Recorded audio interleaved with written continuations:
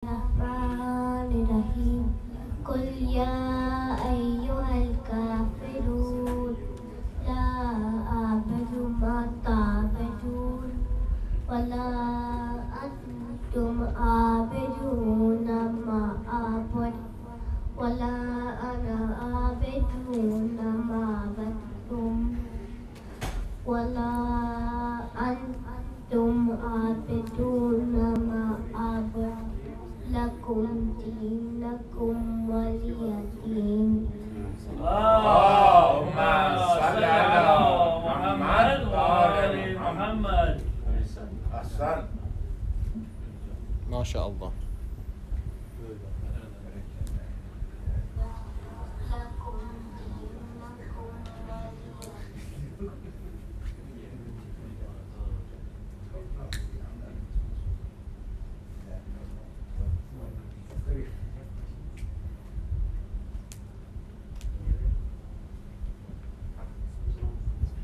That's better.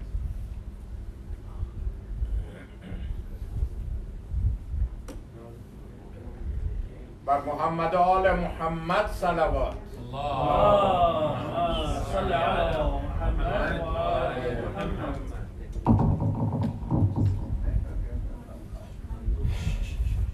أعوذ بالله السميع العليم من الشيطان اللعين الرجيم. بسم الله الرحمن الرحيم. الحمد لله رب العالمين. الحمد لله الذي هدانا لهذا وما كنا لنهتدي لولا أن هدانا الله.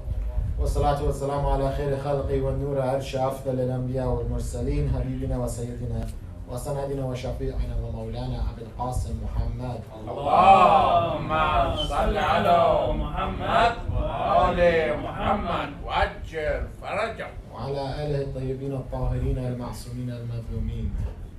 أما بعد، السلام عليك يا أبا عبد الله وعلى الأرواح التي هلت بفناء.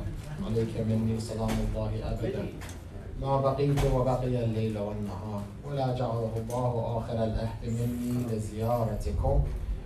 السلام على الحسين وعلى علي بن الحسين وعلى أولاد الحسين وعلى أصحاب الحسين، خصوصا سيدي ومولاي أبي الفضل العباس وأختك زينب وبنتك رقية جميعا ورحمة الله وبركاته. اللهم صل على محمد وآل محمد وأجر فرجه. Respected elders, brothers and sisters in Islam, I would like to greet you all with the warmest of Islamic greetings, and that is none other than Assalamu alaikum wa rahmatullahi wa barakatuh. والسلام عليكم ورحمة الله. For those that read the announcement, tonight is not going to be a formal lecture. Rather, I saw that it was a Saturday night and why not dedicate it to the youth to ask their questions. Shockingly, the adults came more so than the youth. So I guess I've answered all the youth's questions throughout the 10 nights. I don't know how we'll be collecting the questions from the sister side, or if they're going to be sitting in on this at some point. But we will definitely start with a Q&A. You can raise your hand, ask the question out loud. If you want to write it down on a piece of paper, you can bring it up to me, or you can send someone to bring it up to me as well if you don't want to ask it out loud. Before we start the Q&A, I don't know if the sisters have any questions, if they want to ask it, if you want to put the partitions up, maybe. While they set up the partitions, inshallah, invite the sisters over. I just wanted to take a few moments to discuss some of the things that have been brought to my attention since my recitations, and also some very humble advice from a brother who has done his best in his last decade in this field, and something to just be aware of, be cautionary of, and I say this for myself before anybody else. The first things I just wanted to mention is a lot of people had a lot of shock when it came to Ali al-Akbar alayhi salam's age. Everybody always tells me this, and same thing happened last year when I was speaking in Tennessee. Why did you say Ali al-Akbar is 27 years of age? This is a common misconception that he was 18. And the reason for this is that there may have been one or two sources that brought him up in his age. It was a later Maqtal recitations that was, in everyone's hands in the 80s. Not many people read the original Arabic. They were using the Urdu, the Farsi, whatever was available. And so this would continue to be recited. In addition to that, we have another misconception that his mother Layla was also there in the battlefield. And we have a whole story where she made the dua of Yaqub for Yusuf, and Ali Akbar came back. And she wasn't there. She wasn't in Karbala. She stayed in Medina. That doesn't mean she's a bad person or anything like that. But the most authentic sources, dating back to Abi Makhnaf's original records, Layla, the wife of Imam Hussain, the mother of Ali Akbar, wasn't there. In addition to the year he was born, I don't have my sources, but there are enough academic papers that discuss the age of Ali Akbar. There is enough evidence. If you just go search what was Ali Akbar's age, you will just see for yourself that he was in his late 20s. In fact, many people thought he was the Imam after Imam Hussain. Some people are of the opinion that even he was so righteous because of his resemblance to the Holy Prophet of Islam that he was the next Imam, and because he was killed, it was transferred to Imam Sajjad. This is one opinion. Obviously, we don't believe in the continuity of Imamah being something that changes. This is more of an Ismaili ideologue that they use to prove that when Ismail died before Jafar al-Sadiq, it was transferred to his son. So in any case, with regards to the age of Ali Akbar, as you go into the records and you do a little bit more research, I haven't prepared, I could do a lecture, but I don't think it really affects anyone if he was 27 or 18. So I don't want to spend an entire hour telling you, but please do your own research. He was 27. He was the oldest of Imam Hussein's son. In fact, when Imam Zain al-Abidin alayhi salam introduces himself in Yazid's court as Ali ibn al-Hussein, Yazid rebukes right away. He says, "But I killed Ali ibn al-Hussein. Who are you?" And so one of the reasons why that they were so adamant of killing all the Ali ibn al-Husseins they could find, even the 6-month-old, was because they themselves knew the lineage after Hussein. They themselves knew that they wanted to cut this lineage off where it stands so the caliphs never have any more issues with Ali Muhammad. So Ali al-Akbar played a pivotal role. He was the one that resembled the Prophet. And some could say he was a smokescreen for the enemy. Because they say that when Ali al-Akbar fell, they began to rejoice on Yazid's army side. That is there in the records. So again, do your own research. Ali al-Akbar's age is there. Layla wasn't there. In addition to that, someone brought up to my attention that Ali al-Akbar was not cut into pieces or of the sort, and he was stabbed in the chest. If you want to get very granular with me, again, we can go ahead and get into the records. In the records, there's no record of him actually getting stabbed in the chest like the way you think.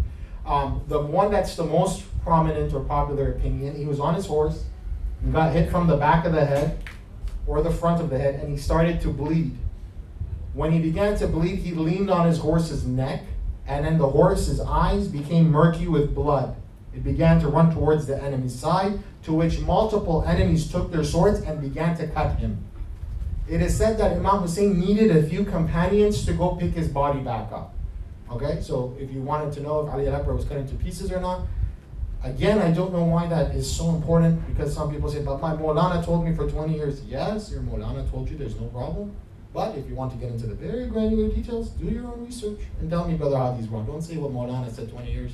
Because as the years go by, and as more records get translated into English, there's people like me that are scattered on the internet looking for those records. So those are the points that were brought to my attention. If there's any other points, feel free to come by and ask more questions. We can discuss them. The other thing I wanted to mention before we go into the Q&A is that there's 2 types of energies that a believer can have. And this is because of a conversation I was having last night where, I was advising someone, don't dive into certain things that you don't know the capacity of those things. And I feel like maybe I offended the individual because I was saying, hey, you're not good enough. Oftentimes, when you become overconfident in your belief, you begin to engage in an energy that is as bad as rebelling against Allah subhanahu wa ta'ala. The human being, just like Iblis, can have Iblisian energy. Iblis was a worshiper of God. Lucifer was a worshiper of God. Lucifer in the translation of Latin means light bringer. Okay? So whenever you become excessively confident, excessively arrogant in your own belief, this becomes Iblis energy inside you. And Shaitan rejoices when you're like this.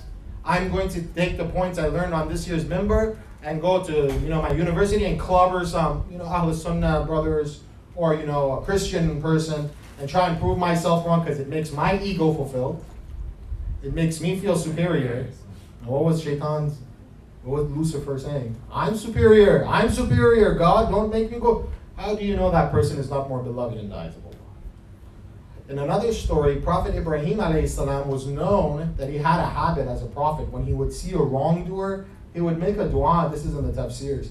He would make a dua and then ask Allah to kill them. Allah subhanahu wa ta'ala says, Ya Ibrahim, you keep asking me to kill my own creation.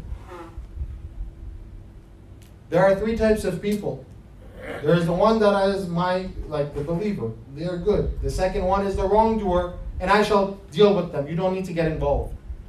The third one is the wrongdoer, but you don't know from his offsprings if there will be one of my believers. So don't cut off his lineage without seeing the full story.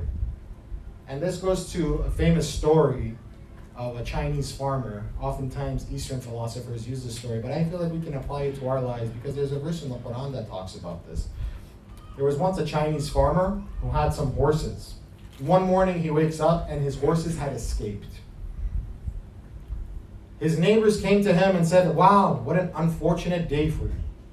The Chinese farmer responds by saying, maybe. The next day, the horses come back with 7 other horses with them back to the farm. The farmer captures them, and now, rather than having 0 horses, he got all the original horses back plus 7. The neighbors came to him, wow, you sure are lucky. What a fortunate day you had. And the Chinese farmer said, maybe. The next day after that, his son was trying to tame one of the horses. He was on its back. The horse kicked him off. He fell and he broke his leg. His neighbor said, oh, I feel so bad for your son. He got hurt. What an unfortunate luck you have. He said, maybe.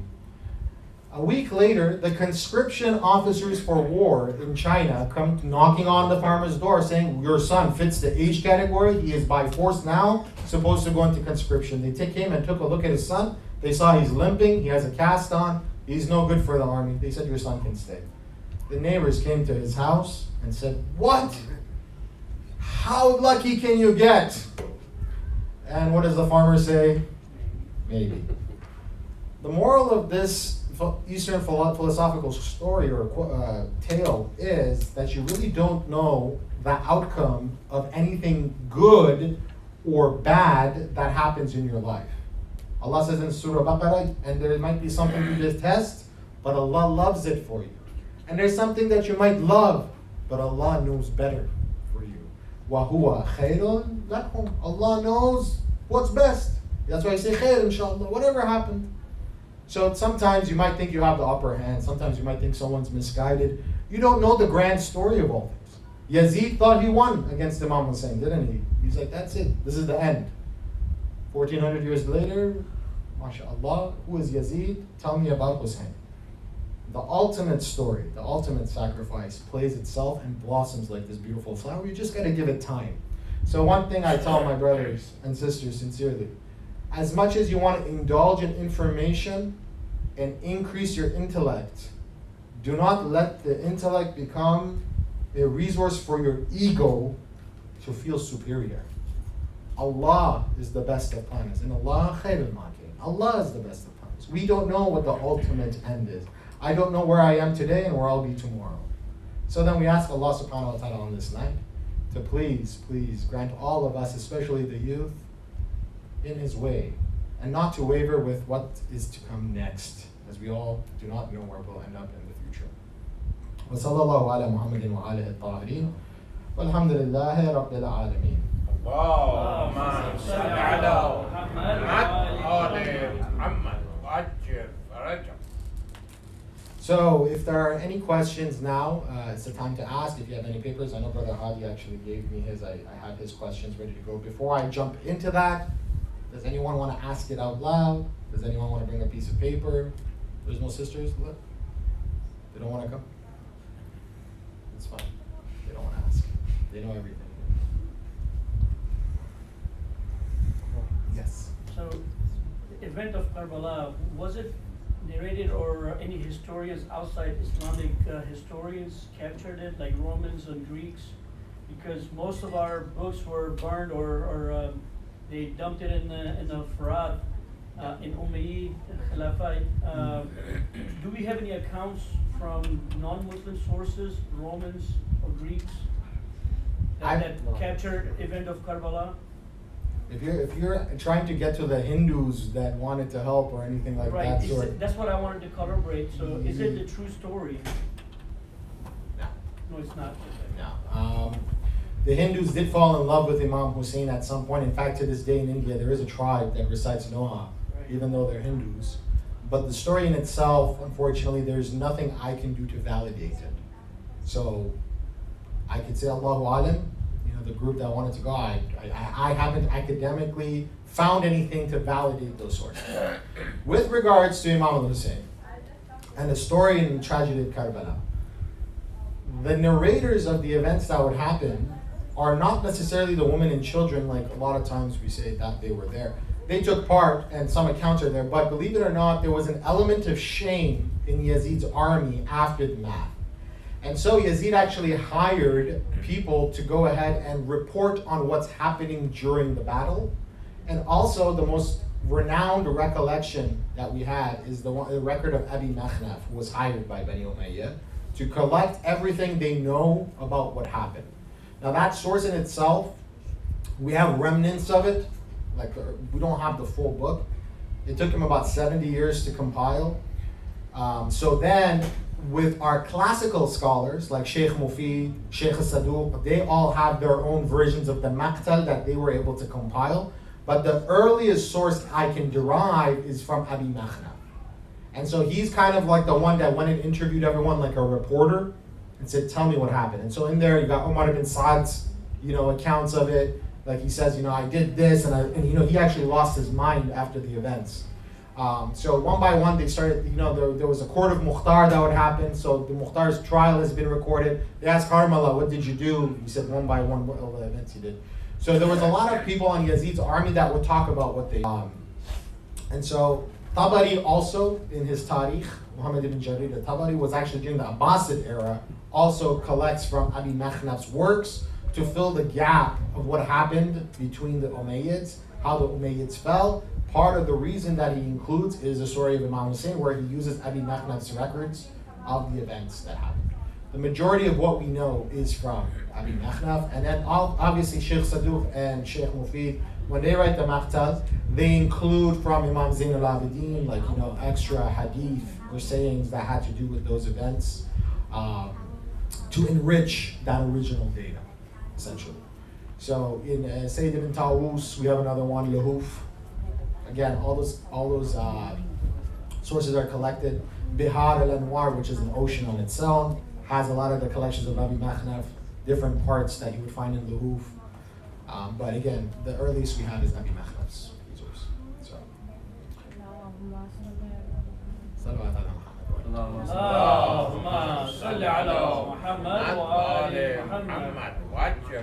If there are any other questions, please feel free to ask. I'm going to turn to Brother Hadi's questions momentarily. Brother, I have one question. Yes, go ahead, sister. There was a group of girls talking about some food. What if the alcohol is used in the cooking the food and it's evaporate, like some dessert or ice cream, just to make it plain? Yeah. What's your opinion about it? Is it halal to eat it? Okay. There's a ruling question with regards to whether or not, if there's remnants of alcohol used within the cooking, whether or not it was dissolved or evaporated and all this stuff. This question is a very technical question that is beyond my qualification to make a ruling on. So I don't have the technical rulings to say, or the qualification to make a ruling to say, if it's this amount, like this many milliliters of alcohol, it's allowed. I don't. There are differences of opinions, right? Depending on which scholar you choose to emulate, like Sayyid Sistani, Sayyid Sadiq Shirazi, Sayyid Khamenei. All of these different scholars have differences of opinion. Some of them are more lenient. Some of them are like, absolutely not. Don't even touch it. So depending on who you choose to follow your laws from, they have the technical qualification. I would revert to one of their representatives. Someone told me last night that Sayyid Sistani is okay with it. I have not read it to verify that, But if that is his case, then that's who I would go to. By the way, if you're doing taqleed of Sayyid Sistani, Doritos are haram too, so don't come to me and say Sayyid Sistani is lenient. So, sorry for you followers of Sayyid Sistani, the cheese and the Doritos and the Cheetos are all haram. They have rennet according to Sayyid Sistani. That's not my ruling. I'll let you decide. If you want to change marches over some Cheetos, personally I can live without them. Hope that helps. Someone else had a question on this side? Jawad. So I've noticed for 11 of the last 15 years, the elites in the country are basically waging economic terrorism on the youth of the country. Yes. And I see that in our youth. They're despairing because they see not just economic opportunity not there, but the social fabric is breaking down in their own households. And they're going towards drugs and alcohol and other obscenities. How can we help these kids understand, not just young kids, understand that their faith is the answer to get them through all of these issues because they're despairing? Yeah, very good question. The how, everybody's different. Everybody's different. I can't give you a 5-step process on how to become successful in this current state of economic terrorism. I don't have it. Nor am I qualified to give you that. But what I can tell you is that your thoughts and what you believe about the world around you dictate the outcome of the rest of your life. The friends you choose to hang out with dictate where you're going to end up. Show me your friends, I'll show you your future. If you feel like you're the smartest in your group, my humble advice is I think you need a new group of friends. Sit with more smart people. They say, I once heard a saying, it's if you sit with 5 ducks, you're the 6th duck. If you sit with 5 lions, you're the 6th lion. Be very meticulous in who you're spending your time. In addition to that, I know the youth don't watch CNN and Fox News, and I hope you never have to, but unless you're stuck at an airport somewhere. But the social media is doing a even more disservice to you by constantly plastering you with news of despair. And this despair news causes you not only to hate the world you're in, but to give up hope on your future.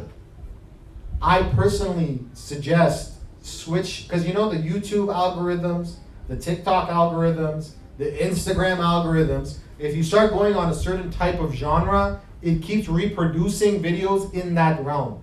If you go on some gym videos working out, you're just going to keep seeing bodybuilders and fitness models. If you go on financial stuff, you're going to keep seeing financial stuff. Be very careful with what you're consuming.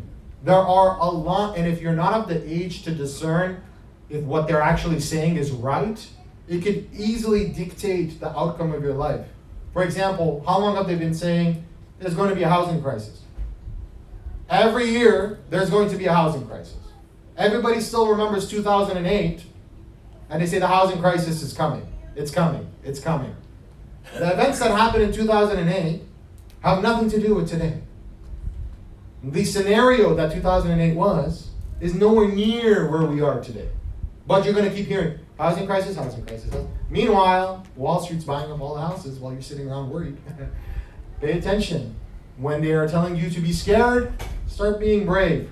When they're telling you to be brave, start being paranoid, because the paranoid survive sometimes. So be careful with what kind of content you're consuming. Do not sit down and look at negativity. Like someone sent me a video, in Kabul, they're beating up some Afghani brothers during the ceremony. I don't need to see it. I pray for them. I'm sorry, but I don't need to see it. I don't need to see it. Because my body biology is wired to live in a village, and I know what happens down the street and back. Like our old days, our grandparents, the idea, someone died down the street, that's all my heart can take. Don't show me 1,000 bombs blowing up a day and expect me to be psychologically sound. And oftentimes what I've noticed, especially with sisters, is they go read something or they hear something about something completely twisted, something that completely twists the family dynamics. I don't know. I can't even bring it to my words, like someone killing a baby and someone desecrating their house. I don't want to hear it. But the reason is they go see it and that negative charge enters and they have to go ground it somehow. So they go and tell the next person they see, do you know what I just saw? and you have to spread that horrible negativity over and over. Now, you think that if I'm just slightly more positive, I can neutralize anything negative. Psychological studies, especially in marriage, have found that the impact a negative emotion causes on you is 5 times more powerful than a positive one. So for every rude thing you might say to your spouse, you got to make up for it for 5 nice things. It's not like, oh, I called you foolish today and tomorrow I'm going to call you beautiful and khalas, we're even. No, that is the impact of negativity. So negativity in your life, if they keep saying this, and I keep hearing it, the youth are going to be miserable.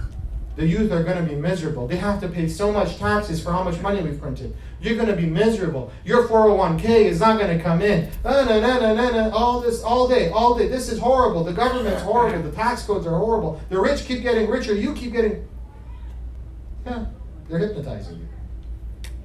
Let them hypnotize you. Everything is terrible. All the time, Oh, I don't want to live in this dunya anymore. I'm depressed. I was born into bondage. I'm born into sadness. I'm born into being a loser. Promise you, there are people your age that are doing much better than you. They think outside of the box and they're resistant to hypnotism. They snap out of it. There is always a way. Allah, show me the way. Allah, I ask you, show me the way to success. Show me the way that I can make an impact in my community. Show me, ask me, show me knowledge, show me the way. Anytime you ask Allah, you think He says no? SubhanAllah. I have sat there several times in my life and I just stare out and I say, I can't figure out what to do here. Allah, you show me. All of a sudden I get a phone call. So many times. But we don't even want to ask because the level of disparity is at the level of suffering. The level of hopelessness is at the level that you are constantly suffering. You don't even want to ask anymore because you have no hope to begin with. You lost hope in Allah. So don't get caught into the hypnotism game where they try to box you in and you're going to be miserable. The elites only win. You are made to lose. No. Whatever you want, ask Allah. Nasran min Allah wa fathun. I hope that helps. Do you mind repeating the earlier word? I missed a few minutes of it. The recording will be online. All right. It was about like 10 minutes of talk, so I don't want to go back on people's heads. I have a question regarding the cat hair. Cat hair? And the salat. And Yes. And other Pakistani's ruling on that. I'd have to review it. I don't know it off the top of my head. Again, it's all on his website, but I'm not a... Thoughts on the Don't ask me Islamic rulings, because if I make an Islamic ruling tonight, I won't be here next year. You guys will send my fataha later. So don't ask me for Islamic rulings. I'm not qualified. I can talk about theology, I can talk about history, I can talk about general knowledge, but there requires a technical certification. Just like you're not going to ask me about brain surgery, or I don't know, I'm not a surgeon. I'm no medical board qualifying me to do brain surgery, so I'm not going to advise you on how to do the surgery. Likewise, in Islam, the fuqaha who have dedicated their lives in this field, they have qualified themselves to make these technical rulings based on their best efforts. I haven't dedicated that. So please, Islamic rulings, keep them to a minimum. I can probably tell you if I know a ruling off the top of my head and who said it, but I cannot make them. And all right, so question here. When you say ilm al-ghaib, to say what extent do the imams have this knowledge, is it more than every prophet with the exception of Rasulullah? Do they have knowledge of all of the ghaib? If it is that they have knowledge of all of the ghaib, wouldn't that conflict with Allah's knowledge in that they both know all of the unseen? I love technical theological questions. So, Wissam brought this to my attention too, and I used to use it a lot, but in my lecture I didn't say it, so thank you, Wissam, for bringing it to my attention. Can someone not be an imam and not be a prophet and have access to ilm al-ghayb? Yeah. According to the Quran, Khidr. What did Khidr do? Nobody knows the story of Khidr? Khidr? No? No? Which prophet was he helping? Prophet Musa. What does he do? He goes and kills a little kid in front of Prophet Musa. Prophet Musa's like, what are you doing? What does he say? I know that which you do not know.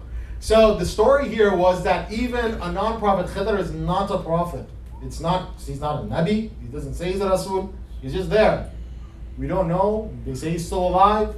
He's an anomaly, just like Dhul Qarnayn. We don't know if he's an imam, is he a prophet. They asked Imam Ali, was Dhul Qarnayn a prophet or an imam? He said he was just a loyal or a good slave of God or servant of Allah. They didn't qualify him. Imam Ali didn't qualify Dhul Qarnayn. So these people come in, and so Allah has the ability to gift them with that knowledge.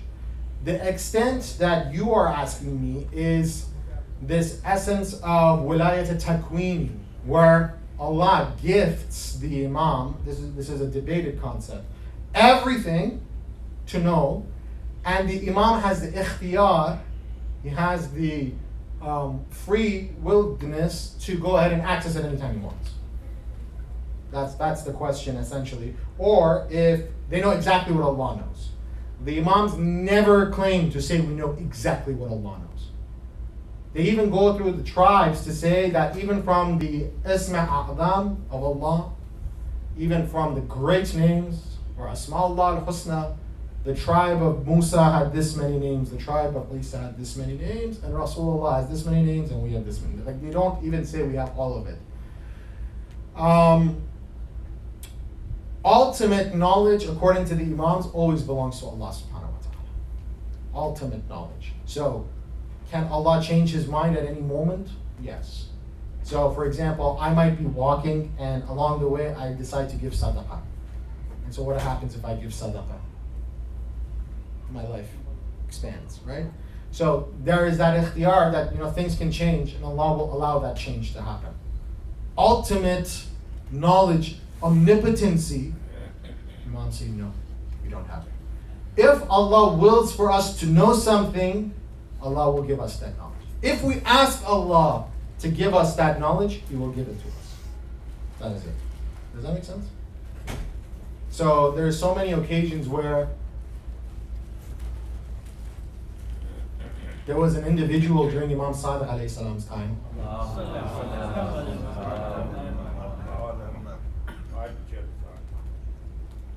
You know what he could do? And these guys still exist today and back home. He used to tell people, there was a man during Imam Sadiq's time, he used to tell people what's missing, or where it's located, or who took something from you. So if you got robbed and you wanted to know who the culprit was, this man could tell you. How? He had a jinn. He had a jinn he made friends with. He began to listen to it. There was a give and take. There's always a give and take with these kind of creatures. And they still exist today. Wallah, in Iran, sometimes one of my relatives is like, oh yeah, there's a guy down the street who does it. I'm like, what the hell? Why isn't he being arrested right now? But unfortunately, no one can show the evidence of what he's doing. But in any case, these people, this person was there. They went to Imam Sadiq. They said, Imam, there's a man that rivals you. There's a man that tells people if someone took something, who took it, or like, for example, what's missing, or if I drop my keys somewhere, this man tells me where I dropped them. Imam Sadiq says, bring him to me. No problem. The man sits in front of him.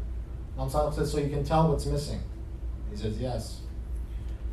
Imam Sadiq puts his hand either in his pocket or behind his back. And he asked the man, so what's behind my hand? Or what's behind my back? The man looked, and he searched, and he did his little dial-up. Hey, Jim, tell me what's missing. Came back.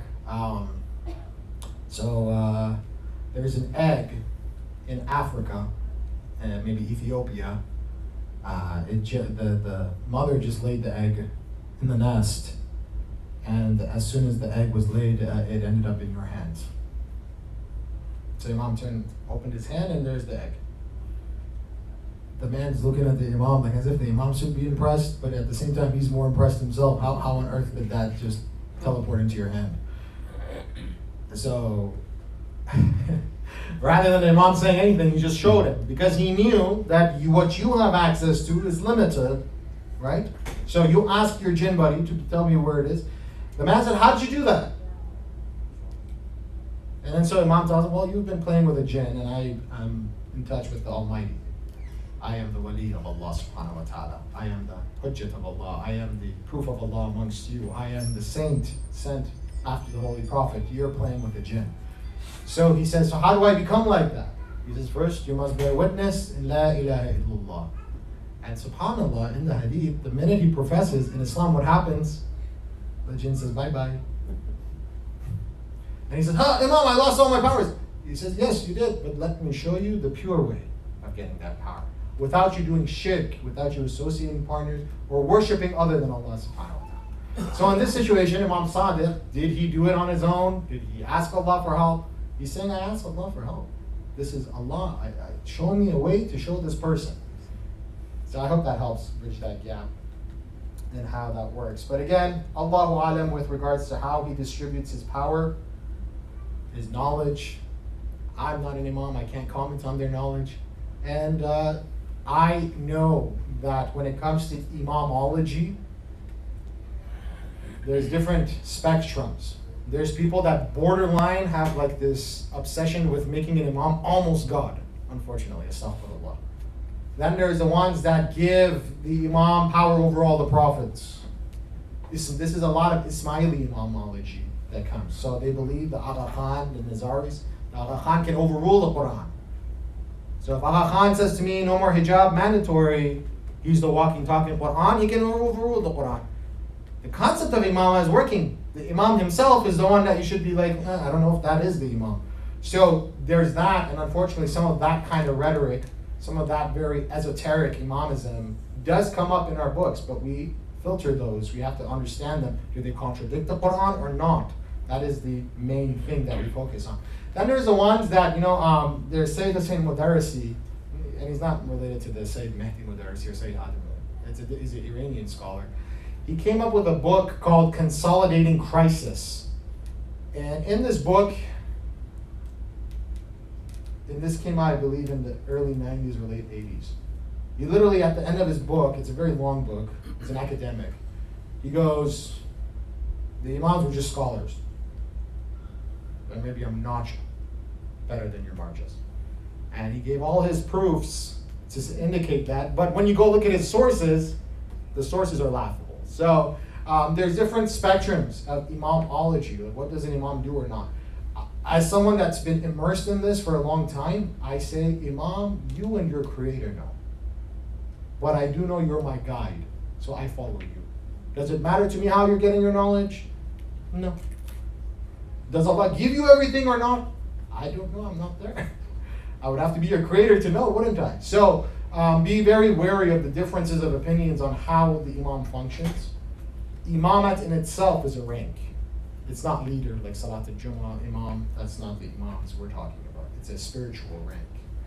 And so they have access to more knowledge, to Kitab Allah. Do they have ultimate ilm? Allahu Akbar. Salat ala Muhammad wa ala Allahumma salli ala Muhammad wa ali Muhammad. Is there any questions before I go to Hadi's next one? Okay. Christians are usually asked by us, why does an innocent human, Isa alayhi salam, have to have his blood sacrificed so that God can forgive our sins? Is it not injustice for this to happen? Wouldn't the sacrifice of Imam Hussain alayhi salam be the same concept and the sacrifice of Isa? Why does an innocent person have to be sacrificed to save us from hellfire? Is this really justice, and would God allow it? Very good question. They say Jesus died for our sins. So, the original sin that is a concept predominantly from St. Paul, the apostle of Jesus that never met Jesus, is so that when Prophet Adam alayhi salam in Genesis disobeys God and eats from the tree, God curses him with something known as the original sin. So all along, before Jesus came along, human beings were dying in a state of sin. Because we inherited from Prophet Adam the sin, so we are born with sin. Jesus came, and to take off all that sin, he sacrificed himself while being God himself, or being the Son of God, or being the Son of Man, because those are three things. God, Son of God, Son of Man. All three of those have been attributed to Nabi Isa in the New Testament. He's sacrificed, and so from now on, anybody who believes in Jesus and his sacrifice can now be saved.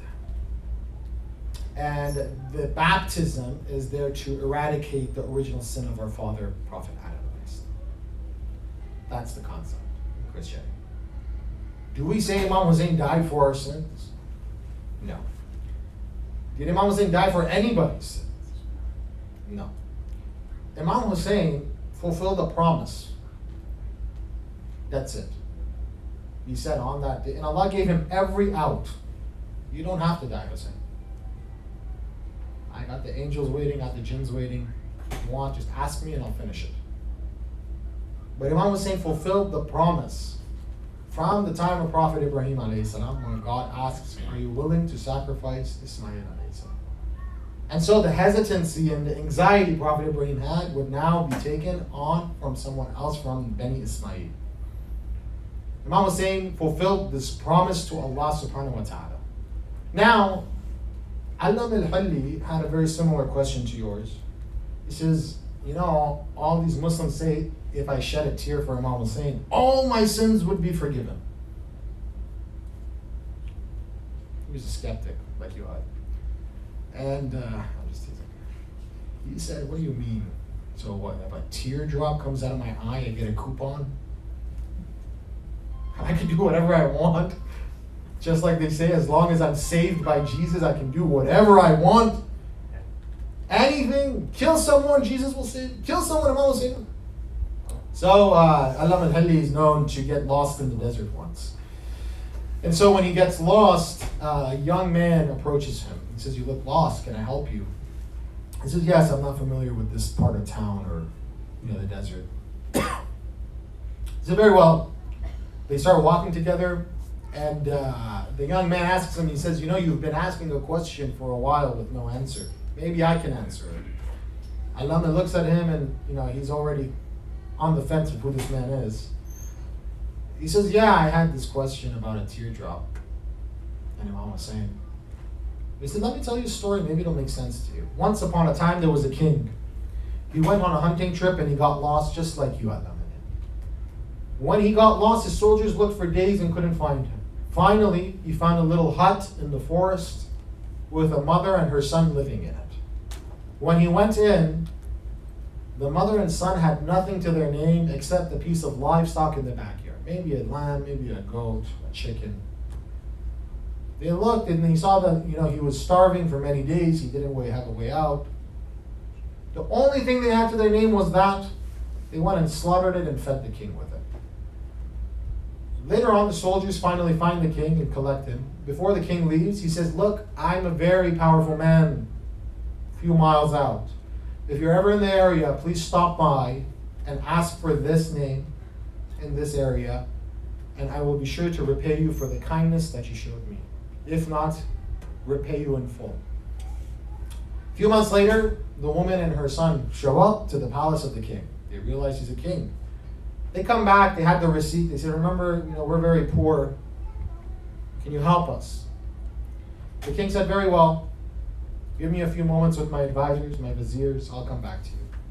He sat down with his viziers. He said, I was lost. They gave me the only thing to their name.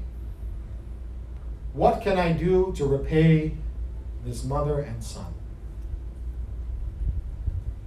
One advisor said, make his son one of your knights or soldiers, give him a high position in the temple, give the mother a house. They came up with all these ideas, and then the king looked at all of them and he said, bah, you guys are all unjust.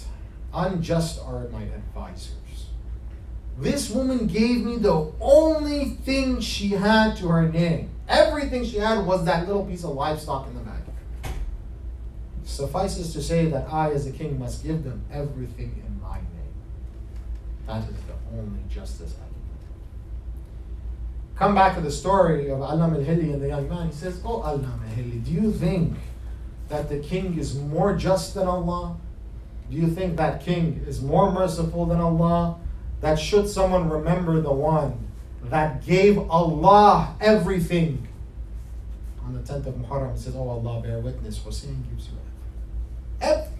I fulfilled the promise. I stood there by myself and I just said, no, I will not beg allegiance to Yazid. What have I done wrong? I stood there by myself. I gave my Ali Asqa. I gave my Ali Akbar. I gave all my companions. Everything I own in this moment, I give to you. Oh Allah, do you think Allah is not merciful enough to forgive the sins of the one who remembers such a man? And that man that was telling the story, they say it was Imam al-Mahdi, Ajalallahu Ta'ala.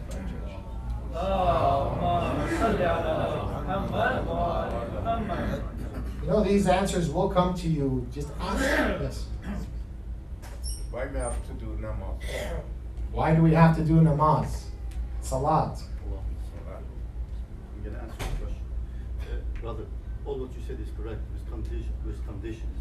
If Imam Hussain alayhi salam gave you the shafa'ah, Imam Hussain alayhi salam would not give you the shafa'ah if you don't do certain conditions. One of them, if you take your salat recklessly, be assured that no shafa'ah will be given to you. And this is what they said.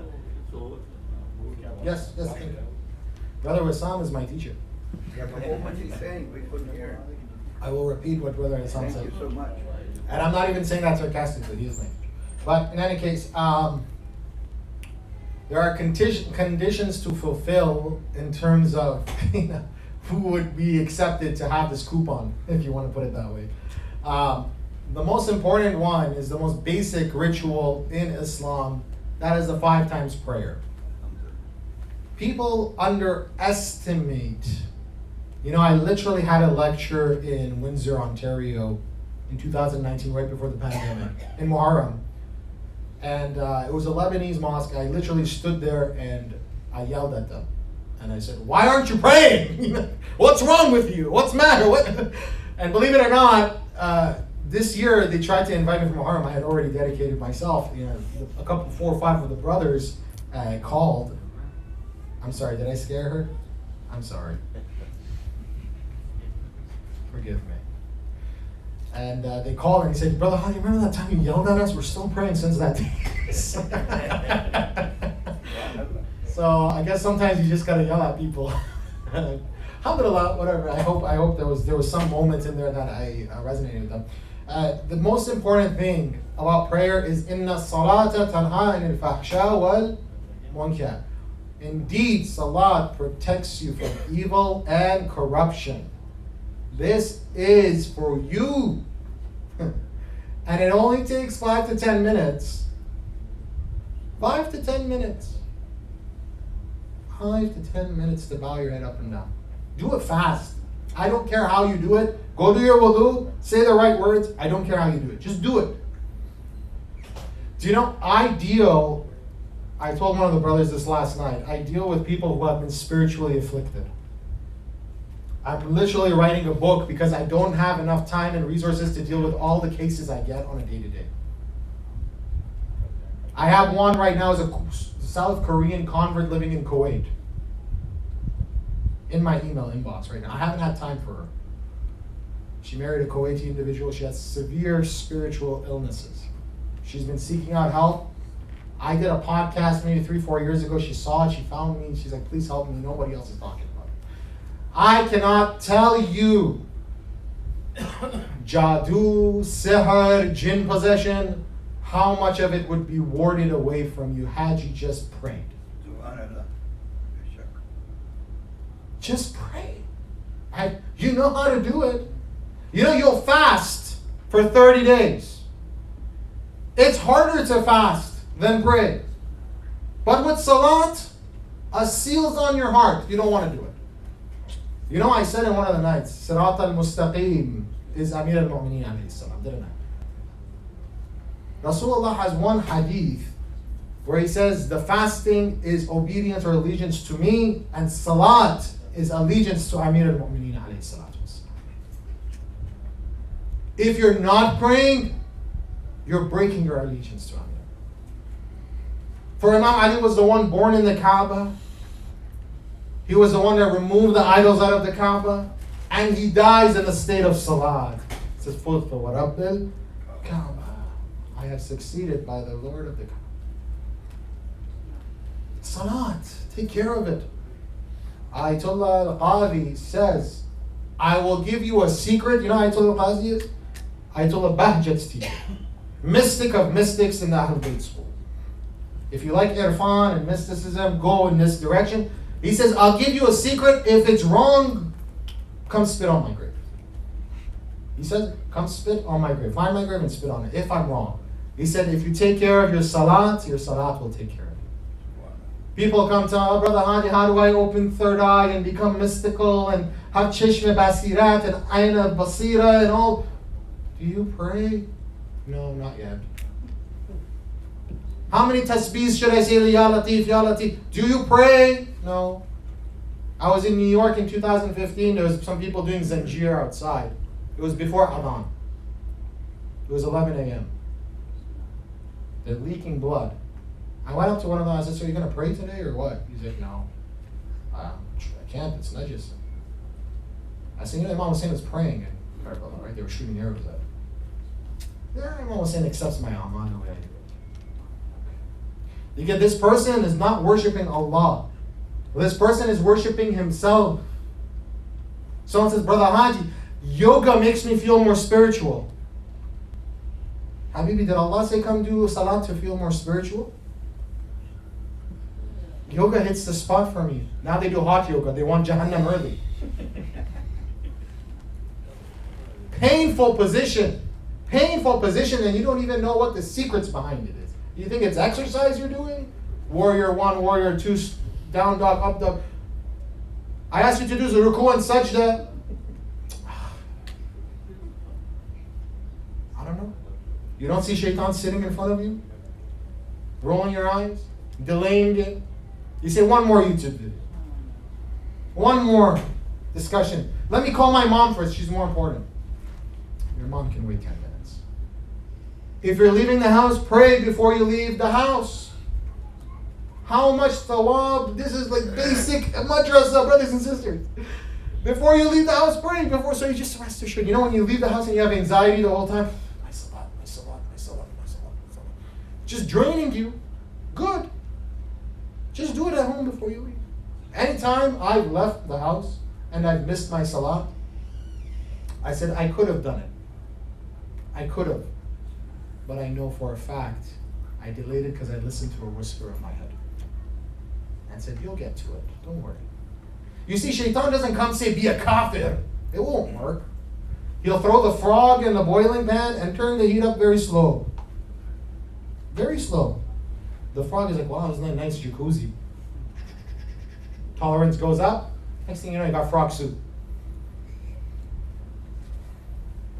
Very quickly. He didn't come say, Medina, come hate Ali. He said, I know you love him, just love him a little less. I know you know who Fatima is, just go to Abu Bakr and they're almost the same. So, salat. Pray! Please pray. Why aren't you praying? There's no reason why you're not praying. There's no reason. It's like, I don't know how to tell you. Like you say, don't text and drive, but people still do it. There's no reason why you should be texting and driving. How many accidents have to happen for you to realize don't text and drive? Don't look at your phone while you drive. If you need to do it, quickly do it, and then now they even have Android Auto and Apple CarPlay, so you stop looking at your phone, but you still do it. They even have all these audio features on your GPS now, just so you don't type on your phone, but you still do it. You still have that little, filfil, I don't know, the pepper in you, like you still have to do something wrong. Same thing, pray. Just pray. I promise you, I will have less cases of spiritual afflictions if you just prayed. Make my life easier too, so I don't have to get a phone call one day, Brother Hadi. I try to pray, but every time I come to Salat, I get a migraine now. I start yawning now. You don't know, you think these are funny? These are symptoms. You're sick.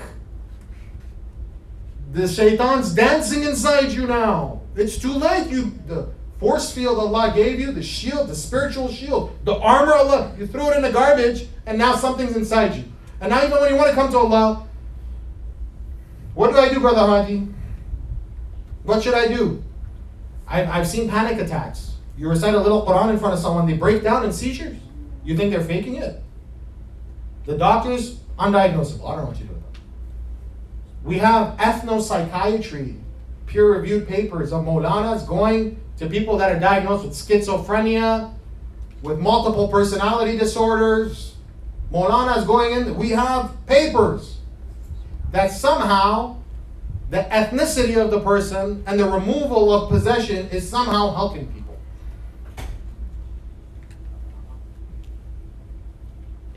Do I have to scare you?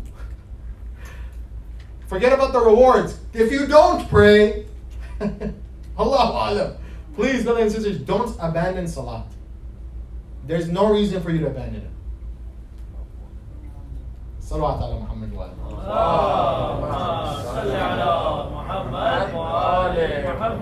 I'm going to go on to the next question before someone else asks. Brother Hadi asked a very good question. He said, you spoke about different remedies to do once a month for the men. Can you briefly explain to do them?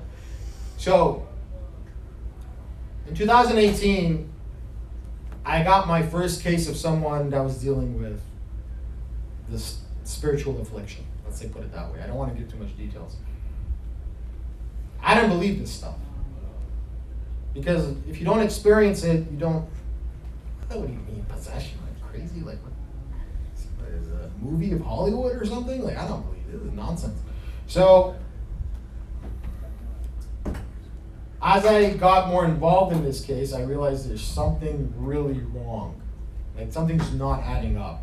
So I went into anything I could, and unfortunately there isn't much literature readily available for you to grab onto if you're spiritually sick. There are many people that are spiritually sick. Spiritual sickness can, will, if you make yourself open to it, it will harm you. Okay? There's ways that people, and unfortunately, there's people in the communities that market themselves as spiritual. Say, hey, wear this paper around your neck. Put this under your pillow. This is dua writers. You open it, you see like talismanic writing in it. There's like stars of David, seals. You don't know what's in it. Next to Ayatul Kursi. You know that little blue sapphire eye, evil eye. Everyone says, this is my evil eye. They put Dhul Fiqar on it. Do you know the origins of that? That's Babylonian magic. The Latinos use it, the Greeks use it, the Muslims use it, the Mediterraneans use it. Not one person said, what's this blue eye sitting here like looking at me right now?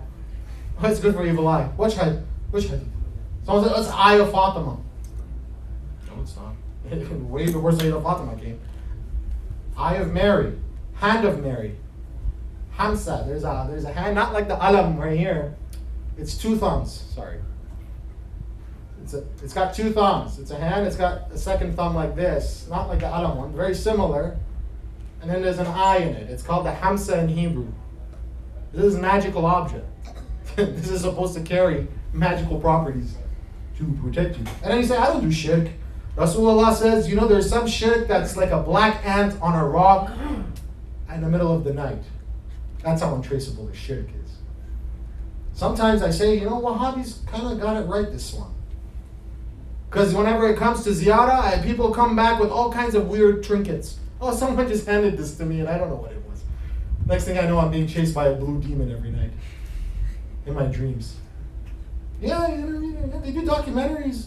If you speak Arabic, there's raqis in Iraq. Raqis are exorcists that perform the Quranic and Sunnah on removing these things from your body. And don't go look up videos. None of those videos are exactly what it's supposed to. Anyways, some of the remedies I'll mention tonight, and again, I'm writing a book that's kind of like a self-help book, is the first one, hijama.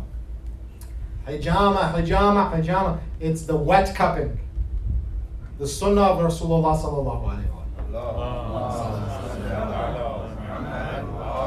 I myself am sorry, did you want to say something? Did you want to say something or no? I myself am certified in hijama. I do it on many people. This doesn't mean if I go look up some Arab guy down the street who's doing hijama, he's going to cure me. Believe it or not, when I was in Toronto, there was an individual, Brother Yasser. He has this thing called Hijama Works, his clinic. And before I went in to see him for the first time, he made me sign a disclaimer that I'm not possessed and I have not had black magic done on me, and that he doesn't deal with these kind of cases. So don't get any ideas. So I said, yeah, I'm fine. I still pray, alhamdulillah. So I went and saw him. But the funny part was that I went and saw him at the same time I was researching these things. I was studying it. I had to go see it for myself.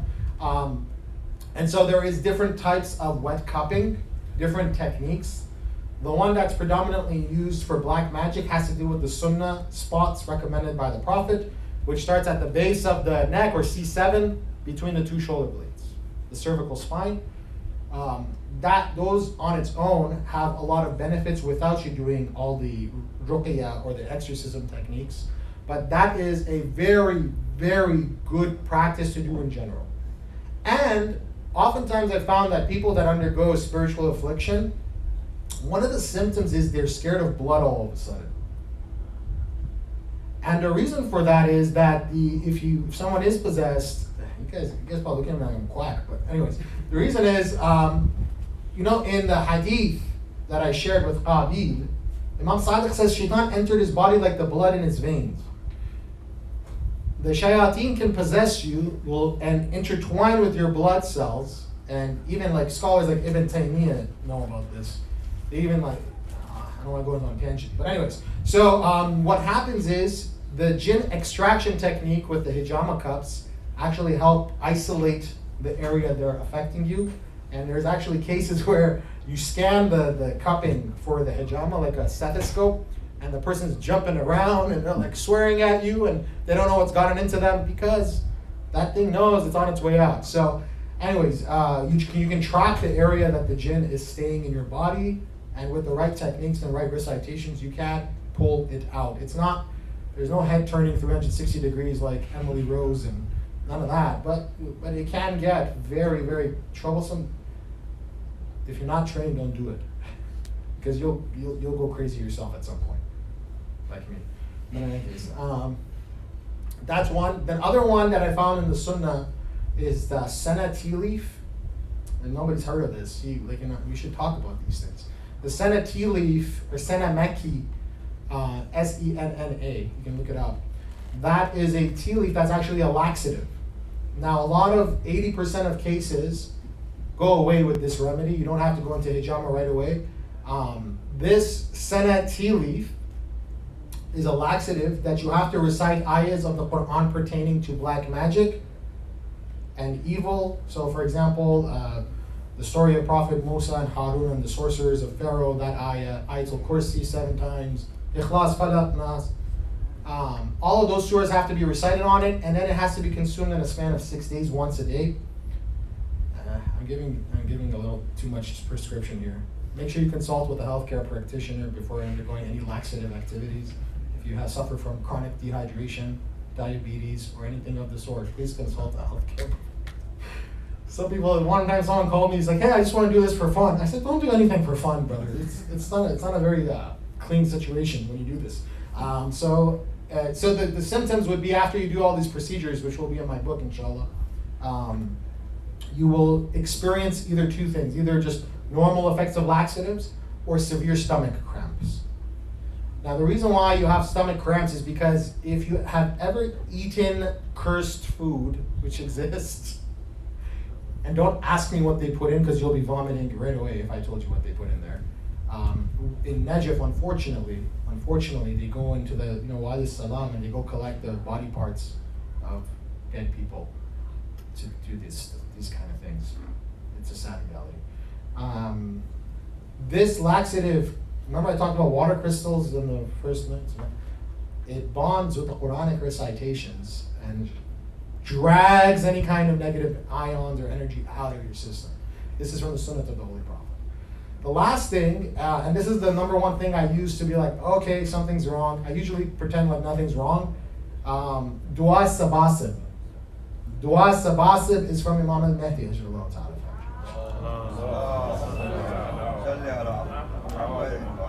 S-A-B-A-S-A-B. It's on YouTube. It's 20 minutes long.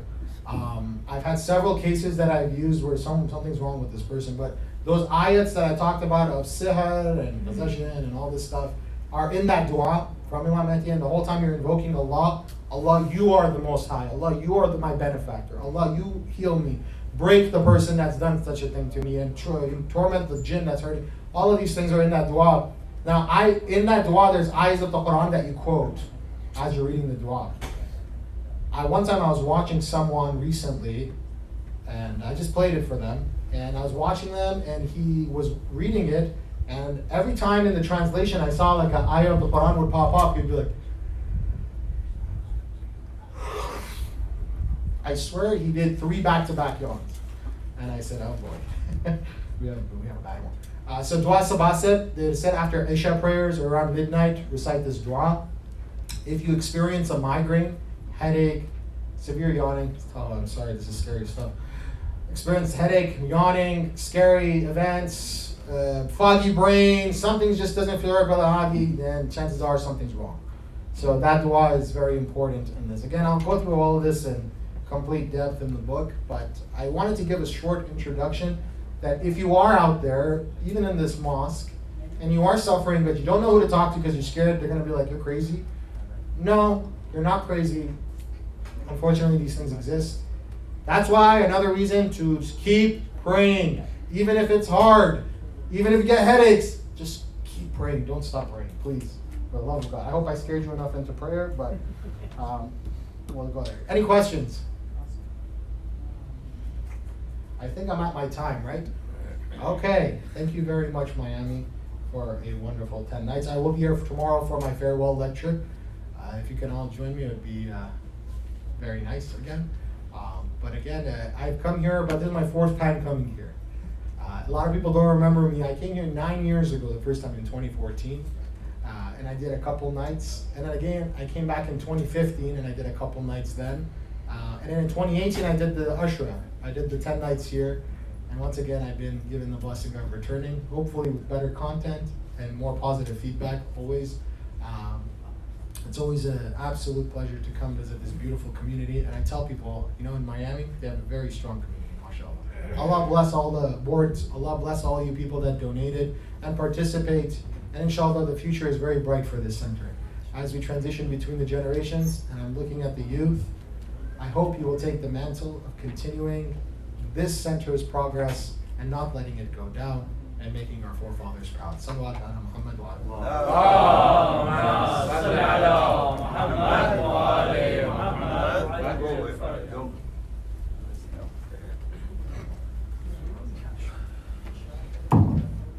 Assalamu alaikum, everybody.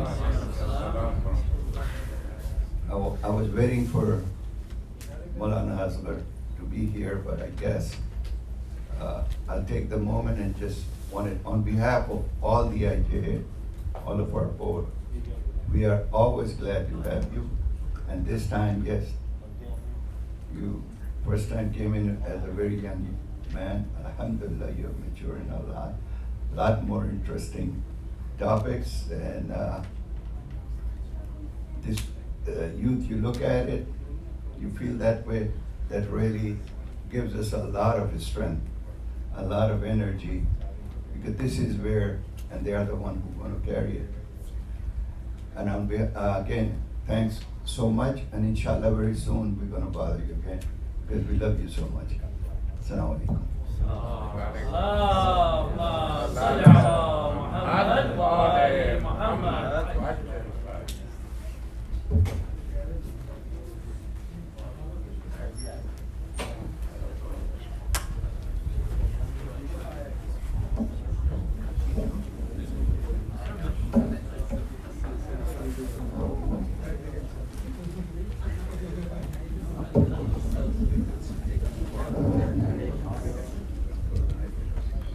مرحوم وعلى محمد صلوات. اللهم صل على محمد وآل محمد وعجل. سب کے مشکل کشا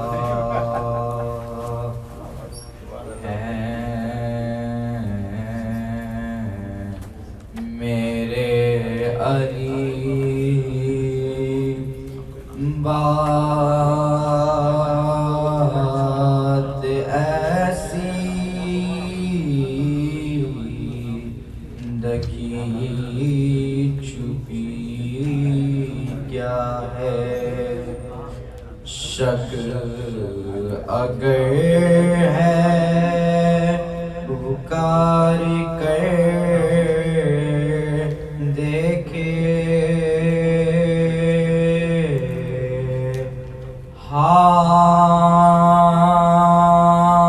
ہاتھ کنگن کو آرسی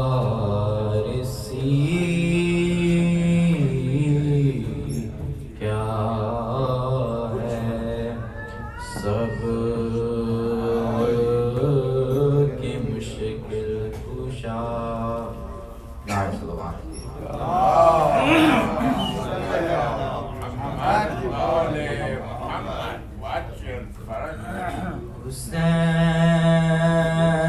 حسین شاہ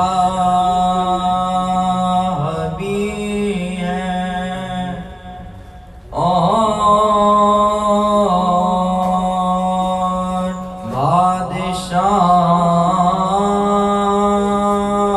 بادشاہ بھی ہیں. حسین دین بھی ہیں اور بھی بنا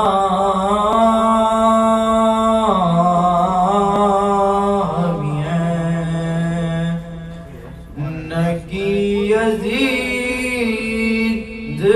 کی بیعت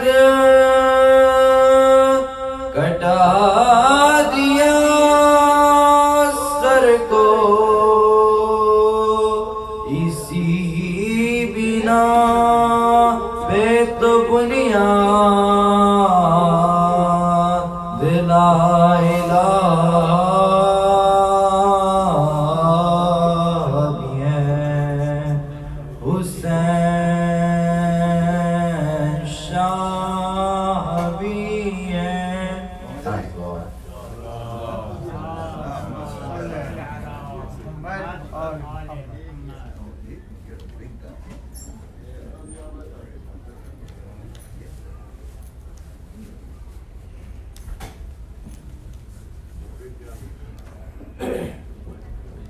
اللهم صل على محمد وآل محمد.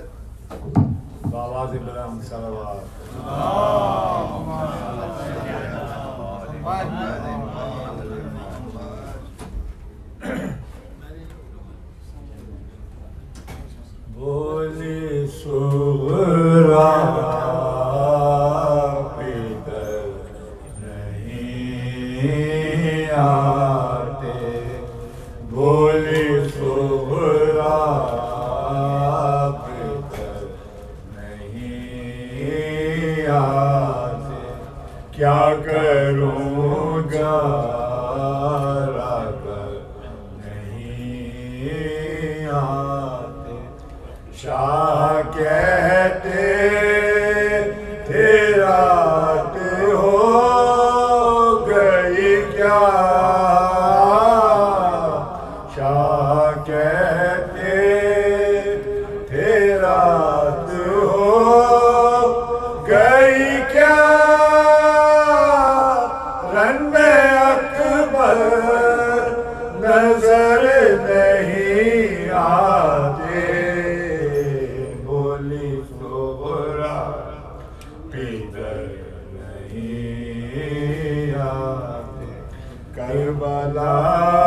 کربلائے تھے جو یثرب سے کربلائے تھے جو یثرب سے وہ مسافر نظر نہیں آتے بولی زہرا پیتر نہیں آتے دل سے رو رو کے کہتی تھی زہرا دل سے رو رو کے کہتی تھی زہرا شاہتے نظر نہیں آتے بولی زہرا پیتر نہیں آتے ماں یہ بولی رضا ملے تو چلے ماں یہ بولی رضا ملے تو چلے علی اکبر ادھر نہیں آتے بولی زہرا پیتر نہیں آتے جائے جو چھوڑ کر وطن ہمیں جائے جو چھوڑ کر وطن ہمیں کیا مسافر وہ گھر نہیں آتے بولی زہرا پیتر نہیں آتے آواز بلند سوال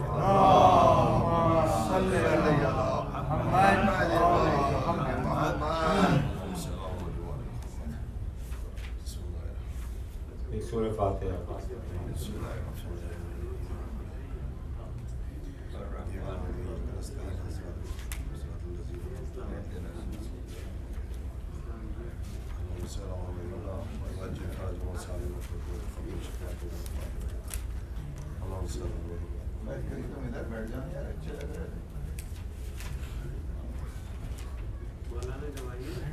آواز بلند صلوات اللہم صلی علی محمد وآل محمد جب یاوروں سے دل برے زہرا بچھڑ گیا جب یاوروں سے دل برے زہرا بچھڑ گیا غربت میں کارخانہ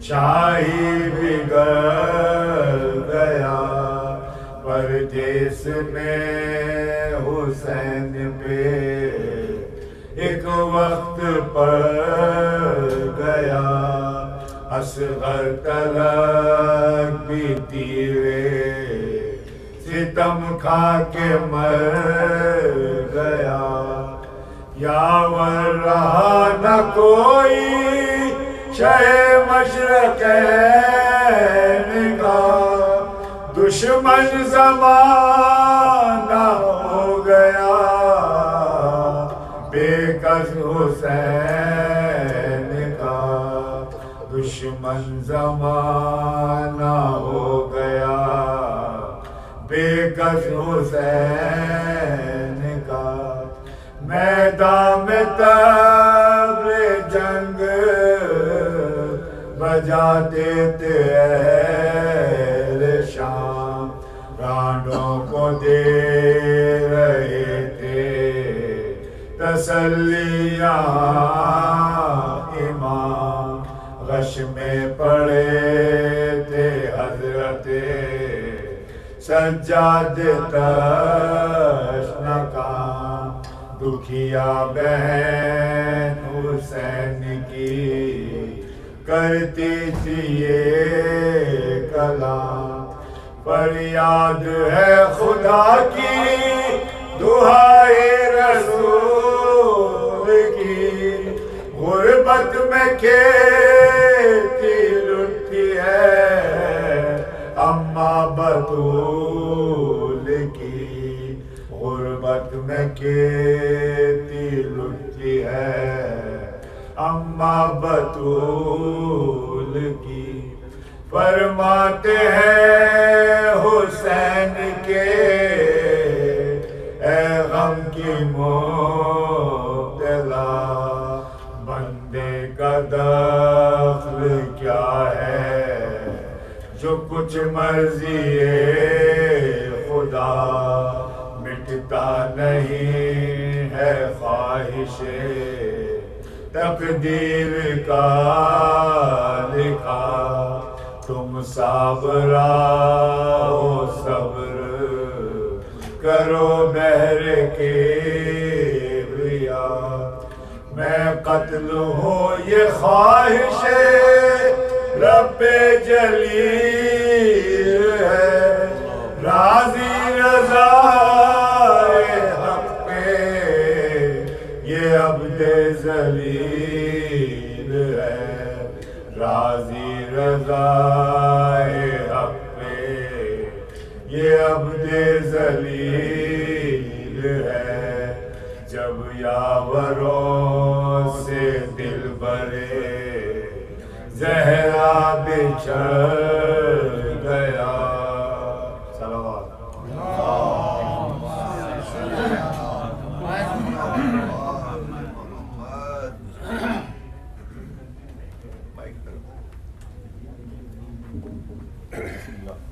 قبلت پانی رکھ دیجیے وہاں پہ ہاں بالکل بلاؤں گا آپ کو پتہ ہے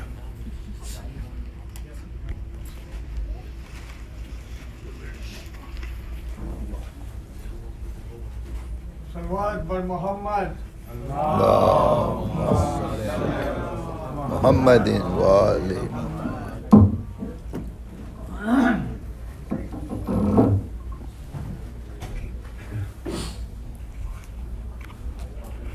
رحم اللہ من قرأ الفاتحہ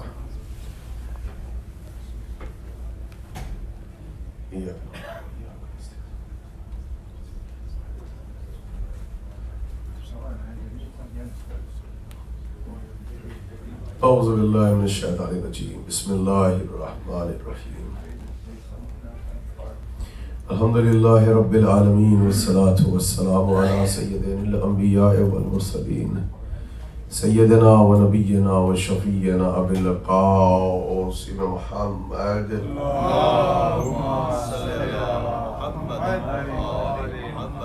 وآلہ طیبین الطاہرین المعصومین المظلومین المنتجبین اما بعد فقد قال اللہ تعالی فی کتابہ المبین وهو أصدق الصادقین وقوله الحق بسم اللہ الرحمن الرحیم انا اعطیناک الکوثر فصل لربك وانحر ان شانئك هو الابتر الصلوات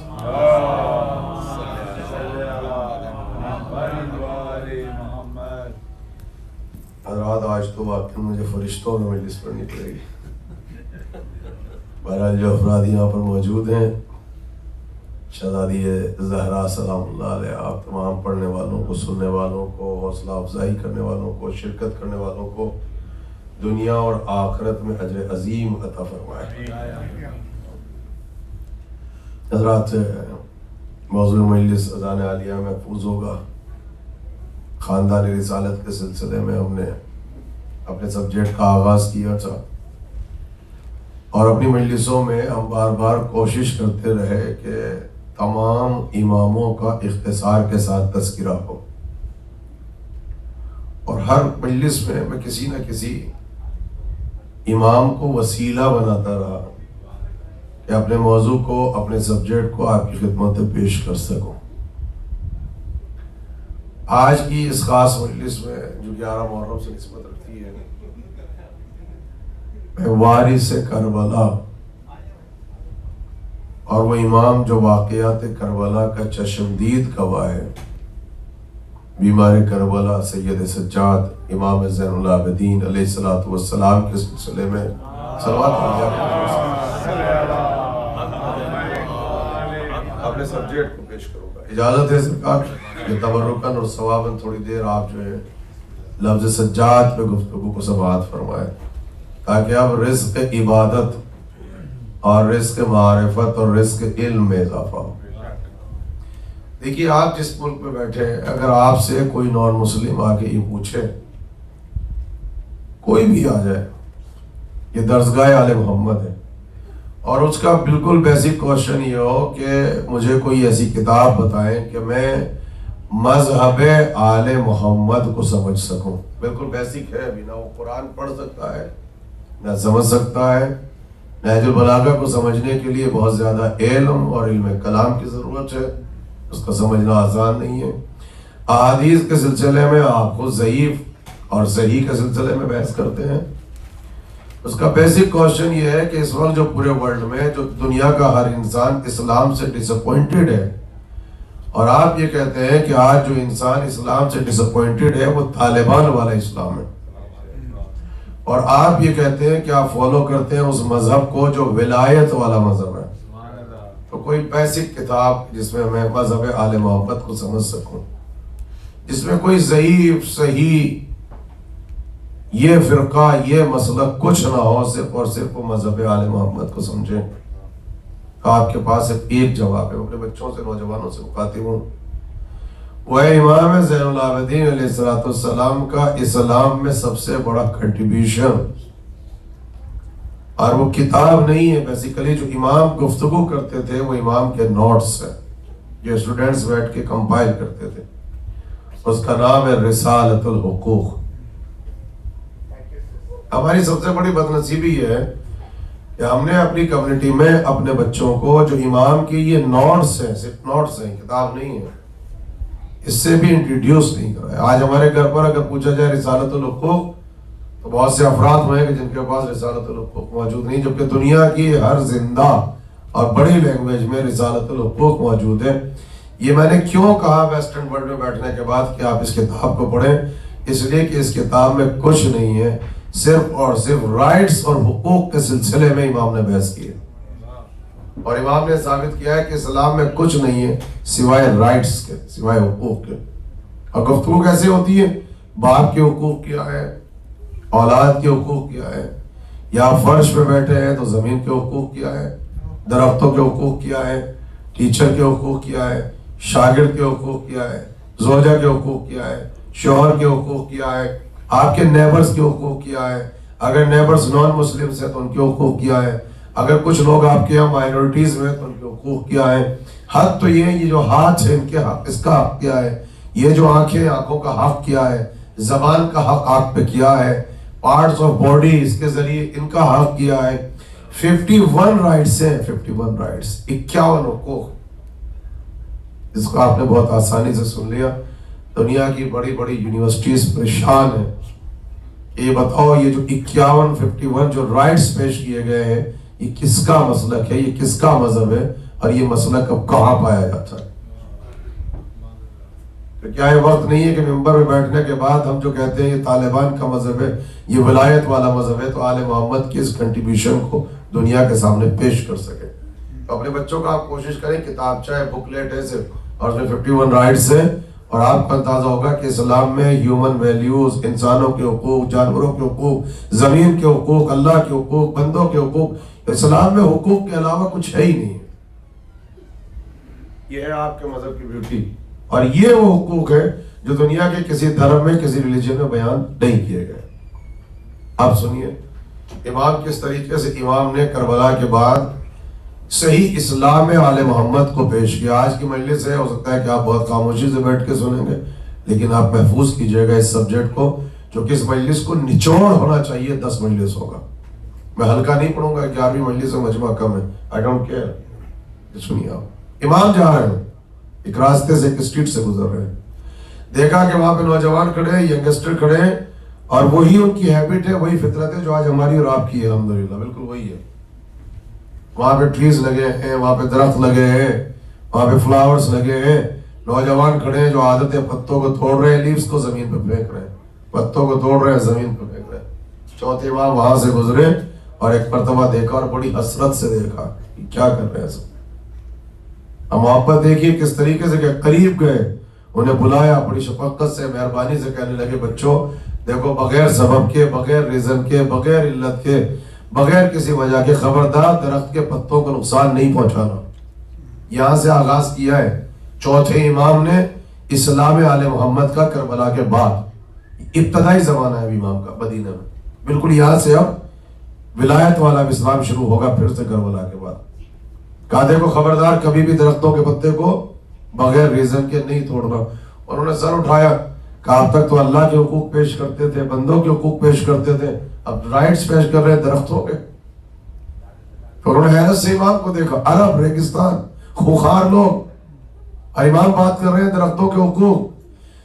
جہاں آج ویسٹرن ورلڈ میں جہاں اتنا ماڈرن سسٹم ہے, آج گفتگو کی جا رہی ہے درختوں کے حقوق کے سلسلے. آج کہ اگر آپ نے درختوں کو نقصان پہنچایا, you did the crime, you are a criminal.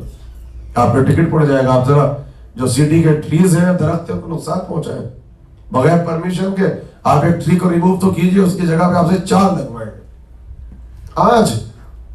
اور اس کے بعد آپ کہتے ہیں کتنا ماڈرن سسٹم ہے, کیا ہیومن رائٹس ہے, کیا درختوں کے رائٹس ہے, کیا اینیمل کے رائٹس ہے. آپ دوسروں سے متاثر ہے. کبھی آپ نے مسلک آل محمد کو پڑھا, آپ نے چارٹر آف رائٹس پڑھے جا کے آپ نے رسالۃ الحقوق میں, کہا کہ خبردار بغیر سبب کے اگر تم نے درختوں کو نقصان پہنچایا تو تم نے اللہ کی بارگاہ میں کرائم کیا ہے, یو آر اے کریمنل. درختوں کو نقصان پہنچایا, پتوں کو نقصان پہنچایا. اب یہ تو کہہ دیا, انہوں نے سر اٹھا کے دیکھا مولا بھی کیا ارشاد فرما رہے, کہنے لگے اس لیے سنو, ہر درخت اپنے پتے کے ذریعے اللہ کی بارگاہ میں اپنے رب کی تسبیح کرتا ہے. یہ درخت اپنے پتے کے ذریعے اپنے رب کی بارگاہ میں اس کی تسبیح کرتا ہے. اب تو لوگ پریشان ہو گئے. امام نے کہا کہ دیکھو بچوں, تم نے قرآن نہیں پڑھا, قرآن کی یہی آیت ہے, یسبح للہ ما فی السماوات و ما فی الارض, زمین اور آسمان کے درمیان جتنی چیزیں ہیں اپنے طریقے سے اپنے رب کی بارگاہ میں اس کی تسبیح کرتی ہیں. اگر تم نے نقصان پہنچایا تم نے کرائم کیا. یہ آپ کے چوتھے امام اس طریقے سے ولایت والے اسلام کو کربلا کے بعد پیش کیا. اور قریب چلے, آپ کو کون سا اسلام پیش کر رہے ہیں ولایت والا؟ امیر المومنین والا اسلام. سنیں گے آپ 36 آفٹر ہجرہ, آپ پریشان ہو جائیں گے. کتنا بیوٹیفل ہے آپ کا مذہب, کتنا پیارا ہے آپ کا مسلک. اس ممبر کو وسیلہ بنا کے, یہاں کی لینگویج کو وسیلہ بنا کے سوشل میڈیا پہ جا کر ایک مرتبہ آپ مولا کے اسلام کو پیش تو کریں. قسم خدا کی لوگ آپ کے قریب آئیں گے. آج جو انٹرفیتھ کے پروگرام ہوتے ہیں اس میں جب ہم گفتگو کرتے ہیں, اسپیچز ہوتی ہیں اور سب بلاتے ہیں اور پیش کرتے ہیں, تو وہ کیوں امپریس ہوتے ہیں, کیوں متاثر ہوتے ہیں, کیوں پھر وہ کہتے ہیں میں نہج البلاغہ لا کے دو, کیوں کہتے ہیں میں رسالۃ الحقوق لا کے دو؟ کیونکہ انہیں پتہ چلتا ہے کہ ولایت والا اسلام اور ہے, داعش والا اسلام اور ہے. آپ کو پتہ ہے 36 آفٹر ہجرہ, آئیے اپنے انالیسس کریں. آپ مولا آ گئے کوفے میں, سنیے آپ کوفے میں آ گئے. جب کوفے میں آئے تو مولا نے کچھ لوگوں کو بلایا, کہا جائیے سب, پہلے جتنے گورنرز تھے, جتنے منسٹرز تھے, سب کو معزول کر دیا, جاؤ سب, سب کو ہٹا دیا. اس کے بعد کچھ لوگ بیٹھے ہوئے کہتے ہیں کہ تمہارا کام کیا ہے اسلامی حکومت میں, کرتے کیا ہو تم کوفے میں؟ نہیں باپ, کہا ہمارا کام ہے زکوٰۃ کو کلیکٹ کرنا. جیسے ہم آ جاتے ہیں آپ کے پاس, ہمارا کام ہے صدقہ کلیکٹ کرو, زکوٰۃ کلیکٹ کرو, خمس کلیکٹ کرو, ڈونیشن کلیکٹ کرو, یہ پروجیکٹ وہ پروجیکٹ. وہاں بھی بیٹھے تھے, کیا ہمارا یہ کام ہے؟ اچھا سبحان اللہ. مولا نے جو سب کو دیکھا کہنے لگے کہ تم تو اسلامی کو نہیں جانتے, تمہارا تو اخلاق بھی درست نہیں ہے, تمہاری تو زبان بھی درست نہیں ہے, تمہارا تو بیہیویئر بہت زیادہ خراب ہے, اور تم جاتے ہو نمائندے اور ریپرزنٹیٹیو بن کے زکوٰۃ کو کلیکٹ کرنے کے لیے. تمہیں دیکھ کے اسلام سے کون متاثر ہوگا؟ اپنا لباس دیکھا, اپنا انداز دیکھا تم نے, کہا کل سے سب آ کے بیٹھو مسجد کے دروازے پر, پڑھو بیٹھ کے. یہ فرسٹ ڈے ہے ابھی خلافت کا, ظاہری خلافت کا, سب کو بٹھا لیا دروازے پہ, پڑھا رہے ہیں, پڑھایا, انہیں تیار کیا ان کی اصلاح کی. اب سنیے آپ, اب جب وہ تیار ہوئے, اب سنیے, اب کہا پھیل جاؤ پورے کوفے کے آس پاس, پورے عربستان میں, پورے ڈیزرٹ میں, آپ جاؤ ہر سٹی میں، شہر میں، گاؤں، میرے ساتھ ہیں آپ، اس کو سنیے، یہ مجلس ہلکی نہیں ہے، یہ 10 مجلسوں کا نچوڑ ہے، اجازت ہے کہ سنائے کیا ہو؟ اسلامک ایڈمنسٹریشن ولایت کیا ہے میں کہا آپ جاؤ. آپ سنیے، سنو، جب کسی گاؤں میں جانا، کسی دیہات میں جانا، کسی شہر میں جانا، تو جس جگہ پہ جا کے اسٹے کرنا، پہلے دیکھنا وہاں اللہ کا گھر کہاں ہے. You have to search, Google میں جا کے پہلے ڈالنا مسجد نیئر بائی می، جی پہلے یہ ڈالنا اور وہیں جانا جہاں اللہ کا گھر ہے، اور پہلے وہاں نماز پڑھنا، اور جب نماز تمام ہو جائے، عبادت ختم ہو جائے، تب کھڑے ہونا ہے، اور کھڑے ہونے کے بعد سب سے پہلے ان کی خدمت میں میرا سلام پہنچانا اور کہنا کہ امیر المومنین تم سے خود ملاقات کرنا چاہتے تھے، میں خود تمہارے پاس آنا چاہتا تھا، لیکن تمہیں معلوم ہے مجھ پردیسی پر، مجھ مسافر پر، مجھ ٹریولر پر کوفے والوں نے بڑی بڑی جنگوں کو مسلط کر دیا. میں تو مدینے سے آیا تھا، سنیے، میں خود آنا چاہتا تھا تم تک کہ خود آؤں تاکہ مجھے پتا چلے کہ تم کیسے ہو، لیکن میرے اوپر انہوں نے اتنی بڑی بڑی وار اور جنگوں کو مسلط کر دیا، میں نہیں آ سکا. ایسے گفتگو کرنا، میرا سلام پہنچانا، پھر کہنا اللہ نے تمہیں اگر دیا ہے مال اور دولت، اگر دیا ہے، اور اگر تمہارے اندر کیپیسٹی اور صلاحیت ہے، تو دیکھو کچھ اللہ کے حقوق ہیں اور کچھ بندوں کے حقوق ہیں، تھا بولنا. اور اس کے بعد پھر ان کے سامنے زکوٰۃ کے احکامات کو بیان کرنا، احکام بیان کرنا، اور ان کے سامنے اللہ کے حقوق اور بندوں کے حقوق کو پیش کرنا، اور پھر کہنا اگر تم یہ سمجھتے ہو کہ تمہارے اندر یہ صلاحیت ہے، اگر تم پر زکوٰۃ واجب ہے تو پھر لے آؤ. اب سنیے، لیکن خبردار خبردار، مجھے اپنے پرسنل سورسز کے ذریعے یہ پتہ نہ چل جائے کہ تم نے ان کے اکاؤنٹس کو رجسٹرڈ کو تلاش کیا. یہ ڈنڈا نہ اڑ جائے کہ لا کے دکھائیے اپنا اکاؤنٹ کیا ہے تمہارے پاس، کیا نہیں ہے، جو کچھ وہ دے دیں خاموشی سے وہی لے کے آ جانا. دیکھیں کیسے تربیت کر رہے ہیں. اور سنیں گے، آپ سنو، تمہیں ملے گا کیا وہاں پہ زکوٰۃ میں؟ بھیڑیں ملے گی، بکرے ملیں گے، کوٹ ملیں گے، یہی تو ملیں گے، اور کیا ملیں گے؟ مسلمانوں کی حالت کیا ہے؟ کہا اب جب تم وہاں سے چلو، اب سنیے گا، اور زکوٰۃ لو، تو مجھے پتا نہ چل جائے کہ اچھے اچھے جانور تو تم زکوٰۃ میں لے کر آ گئے کوفے، اور جتنے کمزور ہیں، جتنے بیمار ہیں، سب کو مالکوں کے پاس چھوڑ دیا. بیلنس اور عدل اور جسٹس کا دامن ہاتھ سے نہ چھوٹے. ایسے لے رہے ہیں مولا اللہ کا.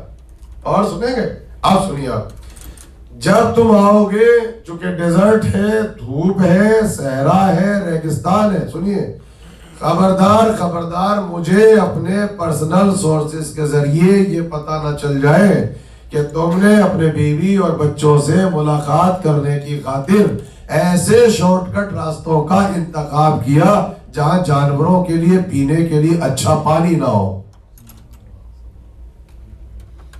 پانی نہ ہو، سائیدار درخت نہ ہو، ہلس نرم زمین نہ ہو، اور وہاں پر گھاس نہ پائی جاتی ہو، اور وہاں پہ سایہ نہ ہو. اور بار بار کیا کہہ رہے ہیں؟ مجھے پتہ نہ چل جائے، مجھے پتہ نہ چل جائے، مجھے پتہ نہ چل جائے. میرے اپنے پرسنل سورسز ہیں. یہ ایسا جال بچھایا ہے جو جال آج امام مہدی نے بچھا رکھا ہے، امام زمانہ نے، تاکہ دنیا کی لومڑیاں تمہیں نقصان نہ پہنچا دیں. آپ کو نہیں پتا ہے مولا اپنا پورا کیسا سسٹم چلا رہے ہیں یہاں بیٹھنے کے بعد. کیونکہ مولا کی تو حدیث ہے، 1 منٹ اگر میں نے اپنی نظر تمہارے اوپر سے ہٹائی تو دنیا کی لومڑیاں تمہیں کھا جائیں گی، تمہیں ختم کر دیں گی، تمہیں برباد کر ڈالیں گی. میرا لطف اور میری نظر ہے، میں تم سب کو دیکھ رہا ہوں. تو کہا مجھے پتہ نہ چل جائے. اب سنیں گے، اور کہا راستے میں پیاس لگے گی، میں اجازت دیتا ہوں بکریوں سے دودھ نکالنا، پی لینا، لیکن خبردار ایسا نہ ہو کہ تم سیراب ہو جاؤ، اس کے بچے پیاسے رہ جائیں. ہاف اینڈ ہاف، آدھا آدھا. تو جلدی سے اور سن لے تاکہ میں آگے بڑھوں. کہا کہ ہو سکتا ہے کہ راستے میں چلتے چلتے جانوروں کے پاؤں زخمی ہو جائیں، ان کے کانٹا لگ جائے. اگر تم نے کوڑا اٹھایا، اگر تم نے ڈنڈا اٹھایا جانور پر، اگر تم نے اذیت کی، اگر تم نے اس کو مارا، اور کوفے میں جب لے کر آئے اور مجھے پتا چلا کہ اس جانور کے پاؤں زخمی ہیں اور اس کی پشت پر ڈنڈوں کا نشان ہے، تو میرے پاس نہیں آنا، کوفے کے اس صحرا میں آنا جہاں پر میں کرمنلز کو سزا دیتا ہوں. ڈائریکٹ وہاں پہ آ جانا تاکہ میں تمہیں پنش کر سکوں. کہا مولا پھر کیا کرے؟ کہا جہاں جانور تھک جائے, جہاں پاؤں زخمی ہو جائے, جہاں انجرڈ ہو جائے, جہاں کانٹے لگ جائے, وہیں پہ خیمے لگانا, وہیں پہ ٹینٹ لگانا, کانٹے نکالنا, زخم صاف کرنا, دھونا, بینڈیج کرنا, چاہے جتنے دن لگے, جب ان کو شفا مل جائے, ٹریٹمنٹ ہو جائے, تب آہستہ آہستہ ان کی کوفے کی طرف لے کر آنا. یہ ہے نظام ولایت والے سے. ایسے نہیں, یہ دونوں ہاتھ بلند کر کے نعرہ حیدری, جس محبت سے نعرہ لگائے اسی محبت سے نعرے کا جواب دیا کریں. یہ ولایت والا اسلام پیش کر رہے ہیں, اس کو پراؤڈ کے ساتھ سنیں. ضروری تو نہیں کہ ہر مجلس میں چیخ کے اور رانے پیٹ کے آپ کو سنو تبھی آپ بولیں. کبھی کبھی لو پچ پہ بھی مجلس سن لیا کریں آپ بیٹھ کے ٹھنڈے انداز میں, یہ بھی ضروری ہے تاکہ یہ ولایت والا اسلام جو آپ کو اتنا پراؤڈ ہے ولایت کے اوپر, پتا تو چلے پراؤڈ کیوں ہے. اچھا میں آپ سے پوچھتا ہوں, مولا یہ ساری باتیں کہاں کر رہے ہیں بیٹھ کے؟ کوفے میں. اور کہاں پر ہے؟ بالکل مسجد کوفہ کے سامنے, 36 آفٹر ہجرہ. یہ مولا جانوروں کے حقوق سے پیش نہیں کر رہے, ساتھ ساتھ بتا رہے ہیں کہ سن 61 ہجری ہوگی, کربلا ہوگی, اسی راستے سے میرا خاندان گزرے گا. ایمان سے بتاؤ کہ وہ جو جانوروں کو زخمی نہ دیکھ سکے, وہ جو جانوروں کو ریگستان پہ جلتی ہوئی دھوپ پہ چلتا ہوا برداشت نہ کر سکے, اگر جانور کی پشت پہ کوڑا اٹھائے اور جو امام ان کو کرمنل کہتا ہو, تو کیا وہ اسلام اجازت دیتا ہے کہ آپ کسی انسان پہ ظلم کریں, کسی انسان کے حقوق کو پامال کر دیں؟ کیا بیوٹیفل مذہب ہے آپ کا. اور سنیں گے آپ, دیکھیں کون سا اسلام ہے. کیوں مولا نے کہا کہ یہی تو اسلام تھا کہ ہضم نہیں ہو سکا, ابھی تو مجھے قتل کیا, تبھی تو میرے دشمن ہو گئے. مولا نے آنے کے بعد اتنی سختی کی کہ خود مولا کے اپنے چاہنے والوں نے کہا یعنی بالکل اسٹارٹنگ ہے آپ کی حکومت کی, اتنی سختی نہ کریں, کچھ مہلت دے دیں. کہا یہ دین الہی ہے, اس کو ایگزیکیوٹ کرنے کے سلسلے میں ایک سیکنڈ بھی میں گوارا نہیں کر سکتا کہ کوئی ایک شخص بھوک سے مر رہا. مولا کا ایک جملہ تھا, کہتے تھے یہ جو آپ کا مکان ہے, یہ جو آپ کی ڈائٹ ہے اور میڈیسین اور بیسک ایجوکیشن, کہتے تھے یہ فیسلٹیز نہیں ہے, یہ لگزری لائف نہیں ہے, یہ میری حکومت میں انسان کی بیسک ضرورت ہے. یہ مولا کا جملہ تھا.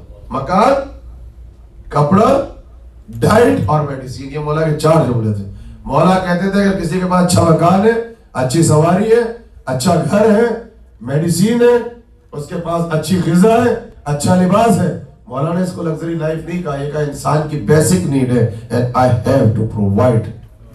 اگر یہ اللہ کا الہی نظام ہے, اگر یہ نظام ولایت ہے.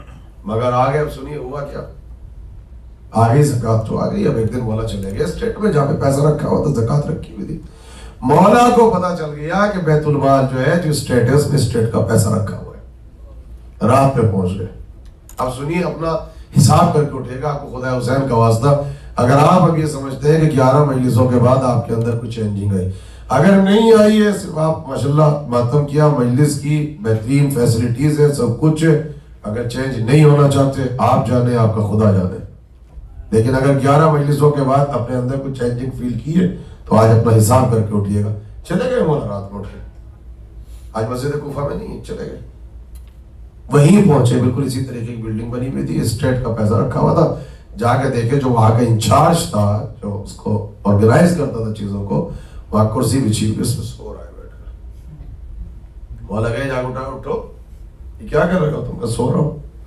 مولا نے کہا کہ مجھے پتا چلا ہے کہ اسٹیٹ میں تو زکوٰۃ آئی ہے, چیریٹی آئی ہے, یہاں پہ تو کھجورے اور گیہوں اور چاول پیسہ ہے. آج بالکل آیا. اگر آیا ہے تو اسٹیٹ کی بلڈنگ میں کیوں رکھا ہے, یہاں کیوں رکھا ہوا ہے؟ کہا مولا پھر کیا کروں؟ کہا کہ جاؤ منادی کرو کوفے کی ہر گلی میں, ابھی اسی وقت رات میں اعلان کرو. اور اعلان کیا ہوگا؟ یہ کوئی خیرات ویرات نہیں ہے, جس کا جو حق ہے وہ آئے اور اٹھا کے لے جائے. آؤ اعلان کرو. اس نے 3 خلافتیں دیکھی تھی, پکا سرٹیفائیڈ آدمی تھا. اس نے کہا کون سی حکومت ہے, یہ کون سا حاکم آ گیا ہے؟ تو اس نے ویسے ہی جواب دیا, کہنے لگے یعنی رات بہت ہو گئی, صبح انشاءاللہ اعلان کر دوں گا. حکیم ہے, لیڈر ہے, خلیفہ ہے, منع تو نہیں کر سکتا, مگر ہیبٹ تھی. کہا ٹھیک ہے یعنی بالکل کل میں اعلان کر دوں گا. کچھ نہیں کہا, نہ غصہ آتا تھا مولا کو. اس لیے ہمیشہ یاد رکھیے, غصہ مولوی کو آتا ہے, مولا کو نہیں. یہ مولوی اور مولا کا بیسک فرق ہے. جب بھی کوئی پوچھے جو مولوی کو مولا کی جگہ بٹھاتے ہیں, مولوی کو غصہ آتا ہے, مولا کو غصہ نہیں آتا. مولا مسکرا رہے کھڑے, کہنے لگے اچھا ابھی اناؤنسمنٹ نہیں کرو گے, نہیں جاؤ گے؟ تو کہا نہیں میں سنا کرتا ہوں, ٹھیک ہے کوئی بات نہیں, اوکے. کہنے لگے یہاں پہ اتنا پیسہ اتنی زکوٰۃ آتی ہے, کوئی قلم دباغ پین وین رکھا ہے یہاں پر؟ کہا جی وہ پڑھا ہے, کہا لیا اٹھا کے لیا, کہا لکھو بیٹھ کے, لکھنا آتا ہے؟ کہا جی آتا ہے. کہا لکھو بسم اللہ الرحمن الرحیم.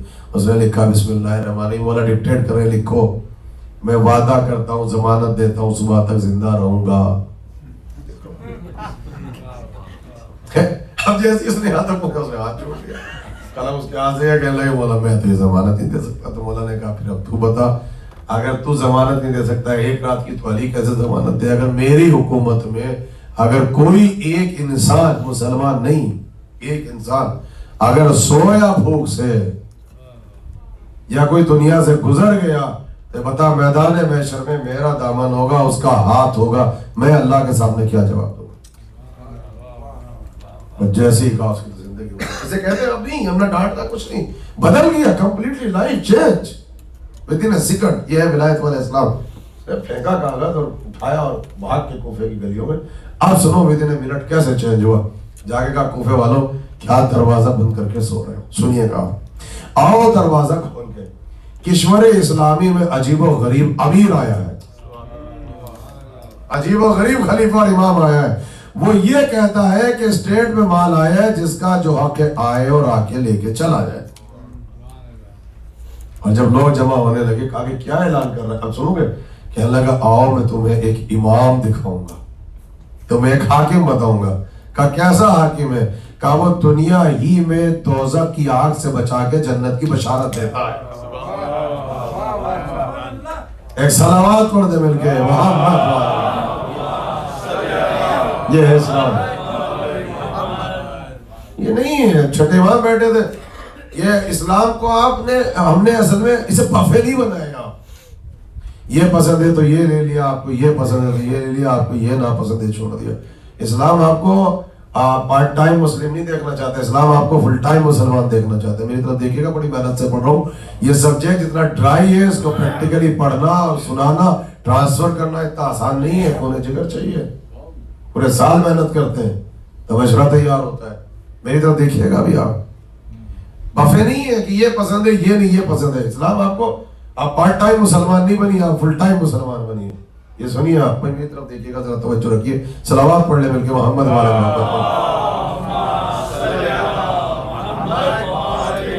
تھوڑا سا اپنا جو ہے الحمدللہ بہت اچھا سسٹم ہے, لیکن جہاں پر ایک آرگنائزیشن کا مسئلہ آتا ہے, مجلس کا آتا ہے, بالکل اسٹرکٹ رہا کریں ایک دم ایڈمنسٹریشن کو فالو کرانے میں. اور جب ایڈمنسٹریشن کی بات ہے اس میں چاہے ایون مولانا بھی ہو, جیسے میں دیکھتا ہوں نا, ٹائم ڈزنٹ میٹر میرے سر پہ ہوا, میں اگر 55 منٹ ملے 56 نہیں ہونے چاہیے, یہی ایڈمنسٹریشن ہر چیز. تو ہر چیز میں تھوڑا سا نظام کو بہتر رکھیں, بہت اچھے انداز میں بیٹھ کے مجلس ہونی چاہیے. بلندر صلوات پڑھے مل کے محمد سنیے بات. آپ کے چھٹے امام بیٹھے ہیں, ابھی پڑھ کے سنایا تھا 2 مجلسوں میں امام صادق کی یونیورسٹی. آپ سے سوال ہوگا, چھٹ نہیں جائیں گے آپ, سوال ہوگا بھی آپ سے. اور یہ سن لیں, جن کے مرتبے اور جن کے اسٹیٹس زیادہ ہیں ان کی ذمہ داریاں زیادہ ہیں. اگر آپ اس بات پہ پراؤڈ کرتے ہیں, آپ مومن ہیں, آپ علی کے چاہنے والے ہیں, آپ عزادار ہیں, تو آپ یہ بھی سمجھ لیجیے اگر آپ کا مرتبہ زیادہ ہے تو آپ کی رسپانسبلٹیز بھی بہت ہارڈ ہے, آپ سے کوشچن بھی بہت ہارڈ ہوں گے. اتنا ایزیلی آپ کو چھوڑا نہیں جائے گا. ہر زمانے میں امامت کا فن بنا ہے اس فرقے کا. امام بیٹھے ہوئے زکوٰۃ کے احکامات بیان کر رہے ہیں, سنیں گے آپ, احکامات بیان کر رہے ہیں. اب امام نے 1 دن گزرا, 2 دن گزرا, 3 دن گزرا ہے, تو روز آتے ہیں, امام چھوڑتے ہی نہیں ہے.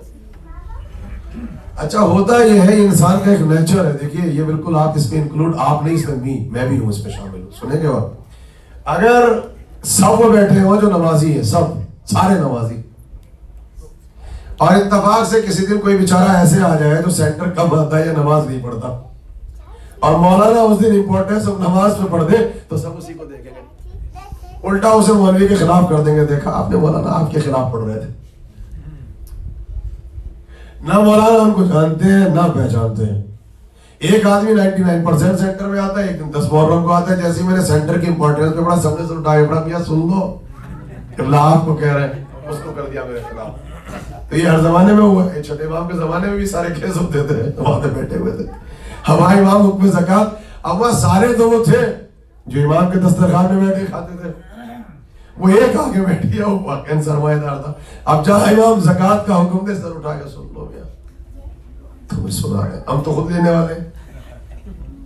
اب وہ اتنا ہوا, ایک دن وہ اٹھ گیا, کہنے لگے مولا آپ نے اتنا زکوٰۃ پہ پڑھا ہے, تو دیکھیے میرا جو بزنس ہے وہ میرے پاس جانور ہے, یہ بتائیے کہ مجھ پہ زکوٰۃ جو ہے واجب کب ہوگی. اب سن لو باپ, مجھ پہ زکوٰۃ کب واجب ہوگی, بس تھوڑی دیر کی زحمت ہے.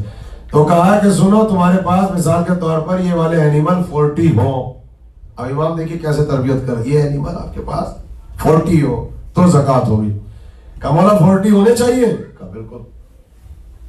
کہا فوراً زکوٰۃ کا نہیں, سال بھر وہ تیرے گھر پہ اسٹے بھی کریں, 365 دن 365 ڈیز, اور 365 ڈے جو لاسٹ ڈے ہوگا زکوٰۃ از ناٹ واجب آن فرسٹ ڈے, رضا بھائی لاسٹ ڈے پلس 40 ہو 365 ڈیز ہو تو زکوٰۃ ہوگی. اس نے کہا بالکل ٹھیک ہے. جو باہر گئے لوگوں نے پکڑ لیا, کہا پتا تیرے پاس تو ہے اور یہ امام روز تجھے سناتے ہیں. اس نے کہا کہ ٹھیک ہے. آ گیا نیکسٹ ڈے. اب سنیے اس نے کیسے پھیلایا. کہنے لگا مولا اگر کسی کے پاس 40 جانور ہو اور پورے سال رہے, لیکن جس دن زکوٰۃ واجب ہوتی ہے اس سے 1 ڈے بیفور اسے کوئی مشکل آ گئی, کوئی ضرورت ہو گئی, اس نے ایک بکری بیچ دی, اور نیکسٹ ڈے جو تھا وہ لاسٹ ڈے 365 ڈے, کتنی زکوٰۃ. مولا نے کہا اب تو بچی 39. جب 39 ہے تو زکوٰۃ ہے ہی, وہ تو نصاب ختم ہو گیا. اس نے کہا ٹھیک ہے, بچ گئی بکری, بچ گئی. چلا گیا. دوسرے دن پھر آیا, کہنے لگے مولا وہ جس نے ایک دن پہلے بکری بیچی تھی تو اس پہ رہی 39, اور لاسٹ ڈے آیا اس میں زکوٰۃ تو نہیں. بولے نہیں زکوٰۃ نہیں ہے. بولے مولا اب 365 ڈیز کے بعد پھر نیا سال شروع ہوا, فرسٹ ڈے. اب وہ گھر پہ گیا تو اس کی بیوی نے ہنگامہ کیا کہ میں نے تو اس بکری کو بڑی محبت سے پالا تھا, میں تو بچوں کی طرح پالتی تھی, مجھے تو میری بکری واپس چاہیے. تو میں گیا جس کو میں نے سیل کی تھی, میں نے اس کے سامنے ہاتھ جوڑے, کہا بھائی تجھے خدا کا واسطہ, میرا گھر ٹوٹ جائے گا, ڈیورس ہو جائے گی, پیسے لے لے, میری بکری واپس دے دے. اور مولا میں نے اسے کنوینس کر لیا, میں اپنی بکری واپس لے آیا. اب میری تو پھر 40 ہو گئی, زکوٰۃ واجب ہے. کہنے لگے آج سال کا ہے فرسٹ ڈے, زکوٰۃ واجب ہی نہیں ہے. سبحان اللہ, کیا کہنے بھائی, کیا کہنے. اب اس نے سب کو گور کے دیکھا کہ روز پھنسواتے تھے مجھے, دیکھا شریعت کیا میں نے فن بنایا. اور یہ کہہ کے کہنے لگا مولا بہت اچھا مذہب ہے, بہت اچھا فرقہ ہے. چلا گیا. ہم آج بیٹھے تھے وہاں کام ہوا, کہنے لگے مولا کتنا اسمارٹ تھا, کتنا سیانہ تھا, بکری بھی نہیں جانے دی اور زکوٰۃ بھی بچا لی. اب سنو, وہاں مولا بولے, کہنے لگے ہاں تم نے بالکل صحیح کہا. اب سننا, کہا جو شے اس نے بچائی اس کا نام ہے بکری, اور جو چیز کل اس کے ہاتھ سے نکل گئی اس کا نام ہے جنت.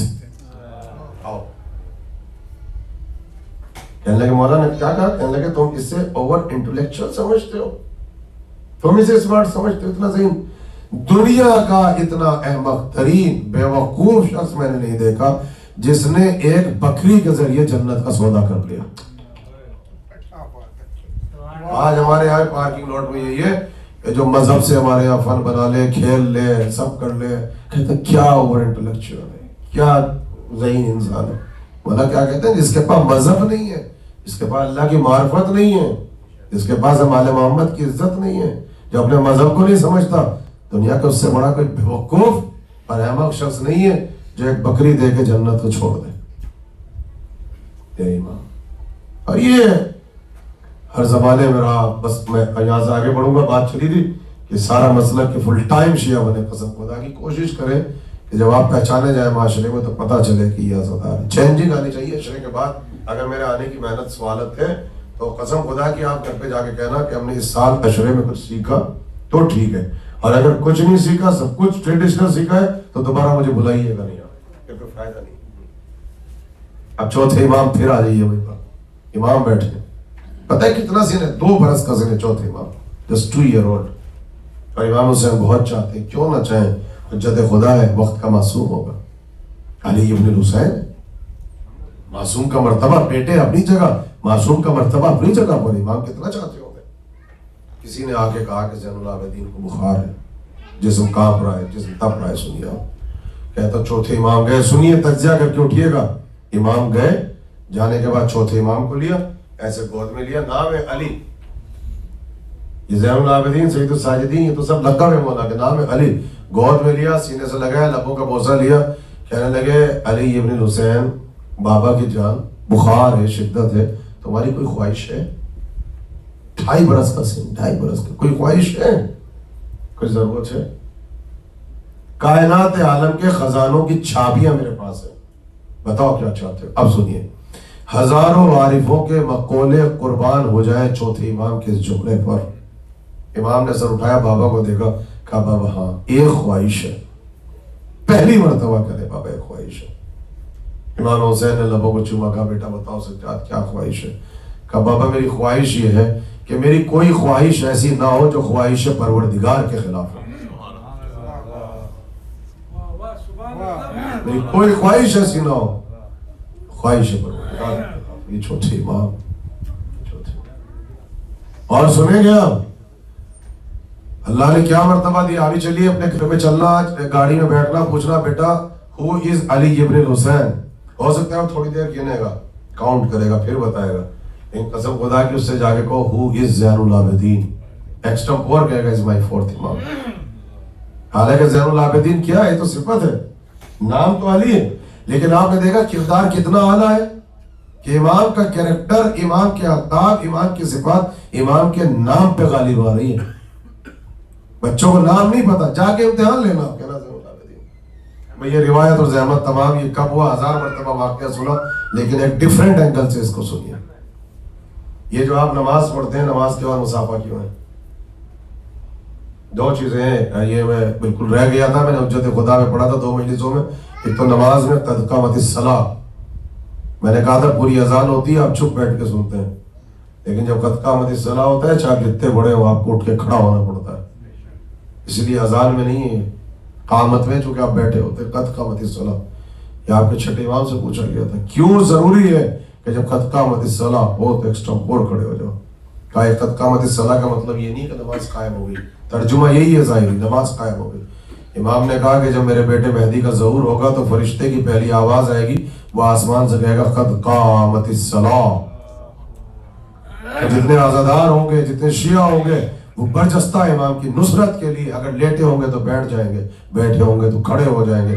امام نے کہا نماز پڑھا کرو, جماعت میں آیا کرو, قد قامت الصلاۃ پہ کھڑے ہوا کرو. قد قامت الصلاۃ کے معنی ہے اپنے آپ کو ٹرین کرنا امام کی نصرت کے لیے. یہ نماز نہیں جیسے آپ جماعت کہتے ہیں, نصرت امام کی ٹریننگ ہے. جو آج قد قامت الصلاۃ پہ کھڑا نہیں ہوتا, امام کی آواز جب آئے گی آپ کھڑے نہیں ہوں گے. جو ہے نا جعل حق و زہاق الباطل, یہ جو ہے یہ سیکنڈ آواز ہے. اللہ کا بقیہ تمہارے لیے خیر ہے اگر تم مومن ہو, یہ 3rd آواز ہے. پہلی آواز کچھ نہیں ہوگی, قد قامت الصلاۃ, جو جبرائیل کہیں گے, اور آپ کو اٹھنا ہے. تو قد قامت الصلاۃ نام ہے امام کی نصرت کی ٹریننگ کا. ایک تو یہ, ایک نماز میں مصافحہ ضرور کیا کریں. جہاں قدورت ختم ہوتی ہے وہاں پر ایک چیز ہے جس کا نام ہے کہ آپ یہاں سے نکلتے ہیں تو فاتح بن کے نکلتے ہیں, شیطان کو آپ شکست دیتے ہیں. جب آپ مصافحہ کرتے ہیں تو آپ کیا کہتے ہیں؟ میں گھر سے نکلا, شیطان نے روکا, لیکن میں آیا. میں پارکنگ لاٹ میں آیا, پھر مجھے شیطان نے روکا, میں پھر آیا. میں نے نیت کرنا چاہی, مجھے شیطان نے روکا, میں نے پھر نماز پڑھی. جب نماز تمام ہوئی تو آپ نے خوش ہو کے مصافحہ کیا, مبارکباد دی. اس کا مطلب کیا ہے؟ تو ہارا میں جیتا. لیکن آپ سنیں گے بڑے بڑے عرفاء, آیت اللہ مناشی نجبی, ان سے بڑا کوئی مجتہد نہیں گزرا ہے تاریخ شیعت میں. ڈائریکٹ امام سے ملاقات ہوتی تھی, ڈائریکٹ امام سے ایسے ملتے تھے, ایسے گفتگو کرتے تھے بیٹھنے کے بعد. لیکن آپ جانتے ہیں کہ محبت کیا تھی, امام کی عظمت کیا تھی, مرتبہ کیا تھا, کیسے پہچانا؟ خدام کہتے ہیں جو سرونٹ ہے معصوم ہے قوم میں, کہ سردی ہوتی ہے, مائنس کا ویدر ہوتا ہے, ہم 4 بجے حرم معصومہ کھولیں تب بھی دروازے پہ بیٹھے ہوئے ہوتے تھے. 3 بجے آ کے حرم کھول دیں تب بھی دروازوں پہ بیٹھے رہتے تھے. حرم کے کھلنے کا انتظار نہیں کرتے تھے, دروازے پہ جا کے بیٹھ جاتے تھے. اتنا بڑا فقیہ, اتنا بڑا مجتہد. آج تو مجلس آپ کا انتظار کرتی ہے کہ آپ آئے تو مجلس شروع ہو, آپ آئے تو جمعہ شروع ہو, آپ آئے تو نماز شروع ہو. یہ پہلے یہ معرفت ہونی چاہیے. وہ کہتے ہیں کہ ہر مسلمان, ہر مومن کہتا ہے شیطان سے تو ہارا میں جیتا, لیکن کہتے ہیں کبھی شیطان نے نہیں کہا کہ تم جیتے میں ہارا. اس نے کبھی نہیں کہا. آپ کہتے ہیں کہا بس ایک نماز, بس ایک سجدہ, جہاں چوتھے امام نے زور سجدہ دکھایا. زور سجدہ سنیں گے آپ؟ اس نے اللہ سے کہا تھا میں تیرے اس عبد کا امتحان ضرور لوں گا, اس عبد کا امتحان لوں گا. کہا جا کے لے لے امتحان, کر لے ٹیسٹ. آیا مصلی پر, اسنیک بن کے نہیں آیا, ازدا پائتھن, اسنیک بن کے نہیں آیا, پائتھن ازدا بن کے آیا, اور امام کے انگوٹھے کو چبانے کی ناکام کوشش کرتا رہا. ناکام, چبا نہیں سکتا, معصوم ہے. تھک گیا, ہار گیا. جب واپس جانے لگا باہر جا کے, ادھر سے آواز آ رہی تھی, عبادت کرنے والے بہت دیکھے, انت زین العابدین, انت زین العابدین. مگر کہتے ہیں جب شیطان گیا تو اس نے نعرہ بلند کیا, سید سجاد تم جیتے میں ہارا.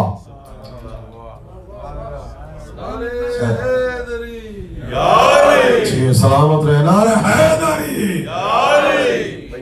تمام کر رہا ہوں. یہ میں نے کیوں کہا snake not python, python not snake کیوں کہا؟ قرآن میں ایک واقعہ اور بھی ہے. وہاں حضرت موسیٰ کھڑے ہیں, وہ بھی قرب الہی کی منزلت پہ, کوہ طور پہ. اللہ کہہ رہا مڑ کے تو دیکھو کیا ہے, تو چھوٹا سا سانپ, بالکل چھوٹا سا اسنیک باریک سے یوں کر رہا تھا, اسے دم ڈر گئے. تو اللہ نے کہا نہیں ڈرو نہیں, جاؤ پاس, ہاتھ لگاؤ رسی بنا دوں گا.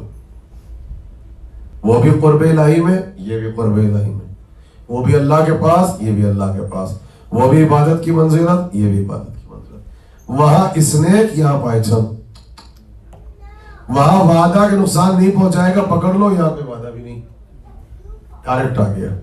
مگر وہاں جسم کہاں پر آئے, اور یہاں شیطان کہہ رہا ہے کہ آج تم جیتے, آپ جیتے میں ہارا. یہ آل محمد کی نماز. ہمارے یہاں بہت بڑے شاعر گزرے ہیں, خیس زنگی پوری, انہوں نے پورا ایک مسدس لکھا ہے, قصیدہ. حالانکہ قصیدوں میں عبادت کا تذکرہ کوئی نہیں کرتا, پہلی مرتبہ انہوں نے قصیدے میں عبادت کا تذکرہ کیا ہے, اور پوری عبادت لکھ رہے ہیں. وہ جناب موسیٰ کی عبادت ہے, چوتھے امام کی عبادت ہے. اور لکھتے لکھتے ایک جگہ پہنچے, دیکھیے اب آپ مسکرائے, کہنے لگے پائے استقلال سے, یعنی یہ پاؤں, پائے استقلال سے ازدر کو لپٹا دے کر, پائے استقلال سے ازدر کو لپٹا دے کر دور سے موسیٰ ہوئے قربان زین العابدین. پورے شہر میں لفظ دور ہے, مطلب کچھ بھی نہیں ہے سر. دور سے موسیٰ ہوئے قربان زین العابدین. یہ آپ کے چوتھے امام جنہیں آپ کہتے ہیں زین العابدین. مصائب کی طرف جا رہا ہوں, وقت سے پہلے ممبر سے اتر رہا ہوں. بیٹا بتاؤ دوسرا لقب کیا ہے؟ سارے بچے بیٹھے امام کا. سید سجاد. یا علی یا علی, مولا سلامت رکھے, زندہ رہے. سید الساجدین. آپ کو معلوم یہ کب ملا؟ آج.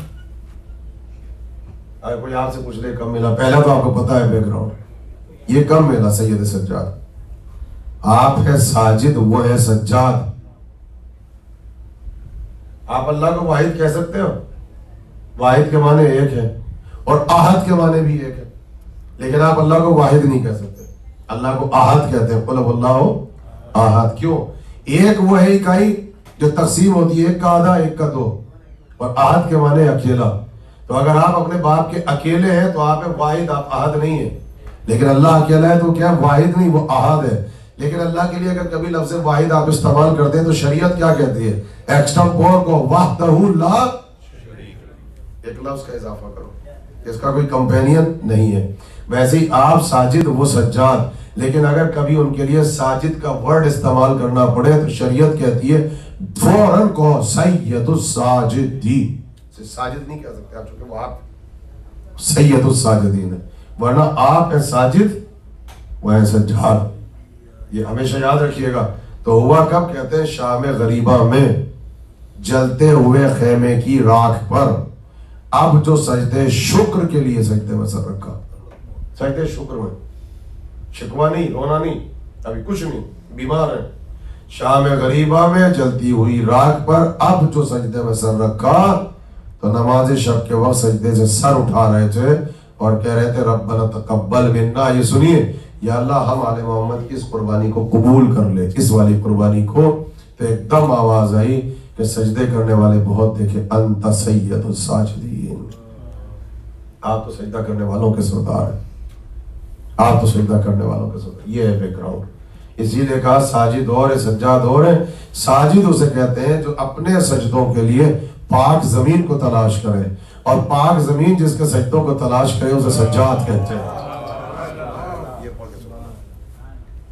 جو اپنے سجدوں کے لیے پاک زمین تلاش کرتا پھرے اسے ساجد کہتے ہیں، اور پاک زمین جس کے سجدے کو تلاش کرتی پھرے اسے سجاد کہتے ہیں. اس لیے کربلا نے کہا تھا زین العابدین میری خاک کو آپ کے سجدے کی ضرورت ہے تاکہ زمین کربلا بنے. یہ میں نے آج کی مجلس میں اور بہت اختصار کے ساتھ، چونکہ آپ تھکے ہوئے، کوئی ٹریڈیشن کوئی ہے پورے 60 منٹ پڑھیں گے چاہے مجمع تھکا ہوا بھی ہو، نہیں کوئی بات نہیں ہے، از انف. لیکن آج میں نے آپ کے سامنے چوتھے امام کا تذکرہ کیا تاکہ تبرکن ہر معصوم کو آپ مجلس میں سنیں. بس میرے عزیزوں، رات شام غریبہ میں میرے پاس زیادہ وقت نہیں تھا. سوئم کی مجلس تو کل ہے، اور میں نے یہاں پہ روایت کو چھوڑ دیا تھا کہ امام حسین کا سر کٹا ہوا ہے، لاشا پامال ہو چکا ہے، بچے قدموں سے لپٹی ہوئی ہے. اور جناب زینب پوچھ رہی کہ تم نے کیسے پہچانا؟ کہ پھپھی اماں میں روتی ہوئی پھر رہی تھی کہ یہاں سے آواز آئی سکینہ بابا یہاں سو رہے ہیں. بس عزیزو 11 محرم آ گئی، مگر 11 محرم سے پہلے شام غریبہ میں بیٹی کی باپ سے ملاقات. چونکہ کل سوئم کی مجلس میں وضاحت سے مسائل پڑھوں گا. کہتے ہیں جناب زینب نے جلتے ہوئے خیموں کی راکھ پر ساری بیویوں کو بٹھا دیا. ساری بیویاں بیٹھی ہیں کہ آپ نے اپنے بچوں کو اپنے پہلو میں بٹھا لو. اور سارے بچے بیٹھے اور زینب کے ہاتھ میں ٹوٹا ہوا نیزہ ہے کہ فکر نہ کرو میں علی کی بیٹی ہوں. میرے بابا نجف میں رہتے ہیں، نجف کربلا سے زیادہ دور نہیں ہے. اتنے میں کیا دیکھا کہ کوفے کی طرف سے گرد اٹھ رہی ہے. ایک مرتبہ شہزادی نے آواز دی خبردار یہ گرد کیسی ہے، ہمارے قریب نہ آنا، یہاں آل رسول بیٹھے ہوئے. گرد چھٹی تو کیا دیکھا ایک گھوڑا ہے، گھوڑے پہ کوئی سوار ہے. ثانیہ زہرا آگے بڑھی، کہا میں نے ابھی کہا تھا ہمارے تو خیمے بھی لٹ گئے، ہماری تو چادریں بھی چھن گئی، ہمارے خیموں میں تو کچھ بھی نہ بچا، ہمارے نزدیک نہ. گھوڑ سوار پھر آگے بڑھا، اب علی کی بیٹی کو چلانا گیا، قریب گئی اور جا کے ایک جملہ کہا، جملہ عجیب و غریب ہے. کہنے لگی کیا تم نے مجھے تنہا سمجھ گیا؟ تجھے نہیں پتا میں علی مرتضیٰ کی بیٹی ہوں؟ کربلا سے نجف زیادہ دور نہیں ہے، میں ابھی اپنے بابا کو نجف سے بلا لوں گی. بھائی یہ سننا تھا، چہرے سے نقاب کو الٹ دیا. زینب بابا اتنا غریب ہو گیا کہ تم باپ کو نہ پہچان سکے؟ ارے ہم آئے ہیں زینب. یہ پہلی ملاقات ہے ایک مدت کے بعد. اور بیٹی نے قدموں پہ سر رکھ کے کہا کہ بابا آپ آئے؟ کہا نہیں، جب سے چلی ہم ساتھ ساتھ ہیں، یہ وقت امتحان ہے. دیکھو نانا رسول اللہ بھی یہیں پر ہے، دیکھو تمہاری ماں زہرا بھی یہیں بیٹھی ہے، تمہارا بھائی حسن مجتبیٰ بھی یہیں پہ بیٹھا ہوا ہے. بس عزیزو یہاں ملاقات ایک چھوٹا سا امتحان. 11 محرم آ گئی، یہ تھا آج کا دن جو آپ بیٹھے. کیوں آئے آپ اتنی بڑی تعداد میں؟ کیونکہ پسر سعد پریشان تھا. کہا میں نے سنا تھا کہ 72 لاشیں ہونے چاہیے، پھر 71 سر کیوں ہے؟ وہ 72واں سر کہاں ہے؟ تو کسی نے ایک مرتبہ کہا پسر سعد اس سر کا کیا کرے گا، وہ تو حسین کا 6 مہینے کا بچہ تھا، حسین نے اپنی زندگی میں اس بچے کو دفن کر دیا تھا. مگر پسر سعد کہتا ہے شیخ مجھے اس بچے کا سر چاہیے، اس کا لاشا چاہیے، کیونکہ مجھے رے کی حکومت کی ضرورت ہے، ابن زیاد سے انعام ملے گا. یہ لیجئے. اس نے 400 یا 500 کا لشکر بلایا، پورا رسالہ ان کے ہاتھ میں بھالے دیے. کہا جہاں پر بھی نرم زمین دکھائی دے بھالا مارو، اصغر کا لاشا تلاش کرو. کہتے چلتے ہوئے خیمے کی راکھ پہ رباب بیٹھی ہوئی تھی. زینب آگے بڑھی، رباب کا بازو تھام لیا. ایک ظالم آگے بڑھا، اب جو اس نے بھالا زمین پہ مارا تو علی اصغر کا ننھا سا لاشا نکل آیا. عزاداروں صاحب اولاد بیٹھے، ماں بیٹھی ہوئی منظر دیکھ رہی ہے. حرملہ کو بلایا گیا. حرملہ اس بچے کو تو نے قتل کیا تھا. یہ ذلیل آگے بڑھا، اصغر کا لاشا لیا، چھوٹے چھوٹے بالوں کو پکڑا. علی اصغر کا لاشا ماں کے سامنے رکھا. وہی خنجر جس خنجر سے حسین کا سر کٹا تھا، ماں کے سامنے علی اصغر کے سر کو کاٹنا شروع کیا. رباب نے منظر دیکھا. ایک مرتبہ مقتل کا رخ کر کے آواز دی میرے والی، میرے وارث، کربلا میں سب کو ایک مرتبہ ذبح کیا گیا، آگے دیکھو میرا 6 مہینے کا بچہ 2 مرتبہ ذبح ہو رہا ہے. ایک مرتبہ آپ کی گود میں ذبح ہوا، ایک مرتبہ میری آغوش کے سامنے ذبح ہوا. اصغر کا سر کٹا، نو کے نیزہ پہ بلند ہوا. آسمان سے رونے کی آوازیں بلند ہوئی. انا للہ و انا الیہ راجعون. نظر بکزائی تسلیم اللہ بات میں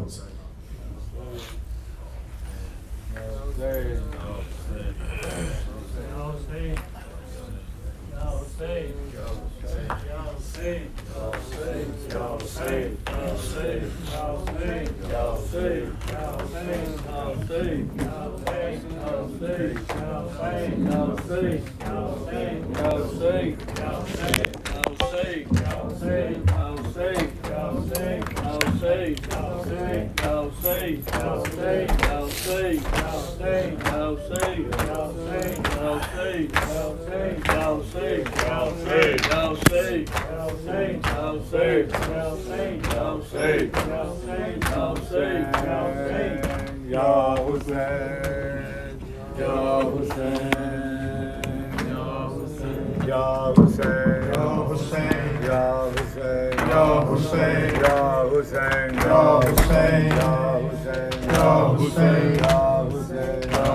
کربل کی کہانی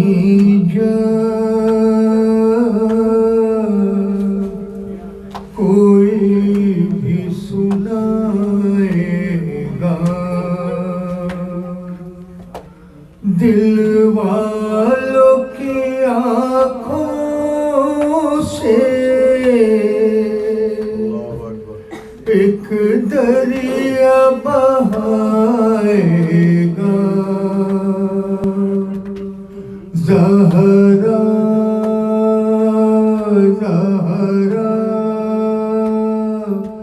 پرسال و بہتر کا زہرا زہرا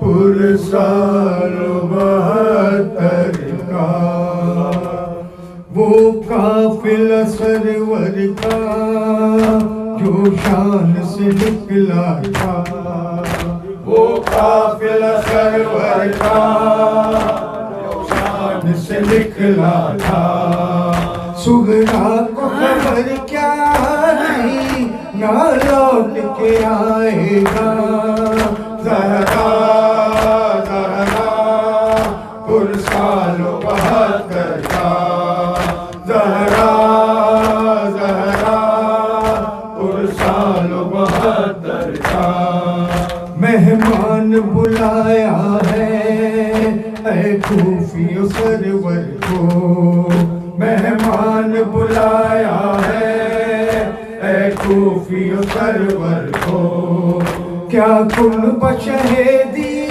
کا پانی بھی نہ پائے گا زہرا زہرا پرسال و بہتر کا زہرا زہرا پرسال و بہتر کا پامال ہوئے قاسم جب گھوڑوں کی چاپوں سے پامال ہوئے قاسم جب گھوڑوں کی چاپوں سے کس طرح چچا تیری میت کو اٹھائے گا زہرا زہرا پرسال و بہتر کا زہرا زہرا پرسال و بہتر کا تھا ہاتھوں کے کٹنے کا کچھ غم نہ دلاور کو تھا ہاتھوں کے کٹنے کا کچھ غم نہ دلاور کو سیدانیوں کا پردہ اب کون بچائے گا زہرا زہرا پرسال و بہتر کا زہرا زہرا پرسال و بہتر کا ٹوٹی ہے کمر شہ کی گھبرانا مگر اکبر ٹوٹی ہے کمر شہ کی گھبرانا مگر اکبر فرزند نبی تیری میت کو اٹھائے گا زہرا زہرا پرسال و بہتر کا زہرا زہرا پرسال و بہتر کا سوتے نہ تھے تم اصغر جھولے میں تڑپتے تھے سوتے نہ تھے تم اصغر جھولے میں تڑپتے تھے دنیا کو خبر کیا تھی ایک تیر سلائے گا زہرا زہرا پرسال و بہتر زہرا زہرا پرسال و بہتر کا اصحاب نے دم توڑا شبیر کے زانوں پر اصحاب نے دم توڑا شبیر کے زانوں پر کس زانوں پر سر اپنا شبیر کٹائے گا زہرا زہرا پرسال و بہتر کا زہرا زہرا پرسال و بہتر کا سرور نے اٹھائے تھے سب ساتھیوں کے لاشیں سرور نے اٹھائے تھے سب ساتھیوں کے لاشیں شبیر تیرا لاشا اب کون اٹھائے گا زہرا زہرا پرسال و بہتر کا زہرا زہرا پرسال و بہتر کا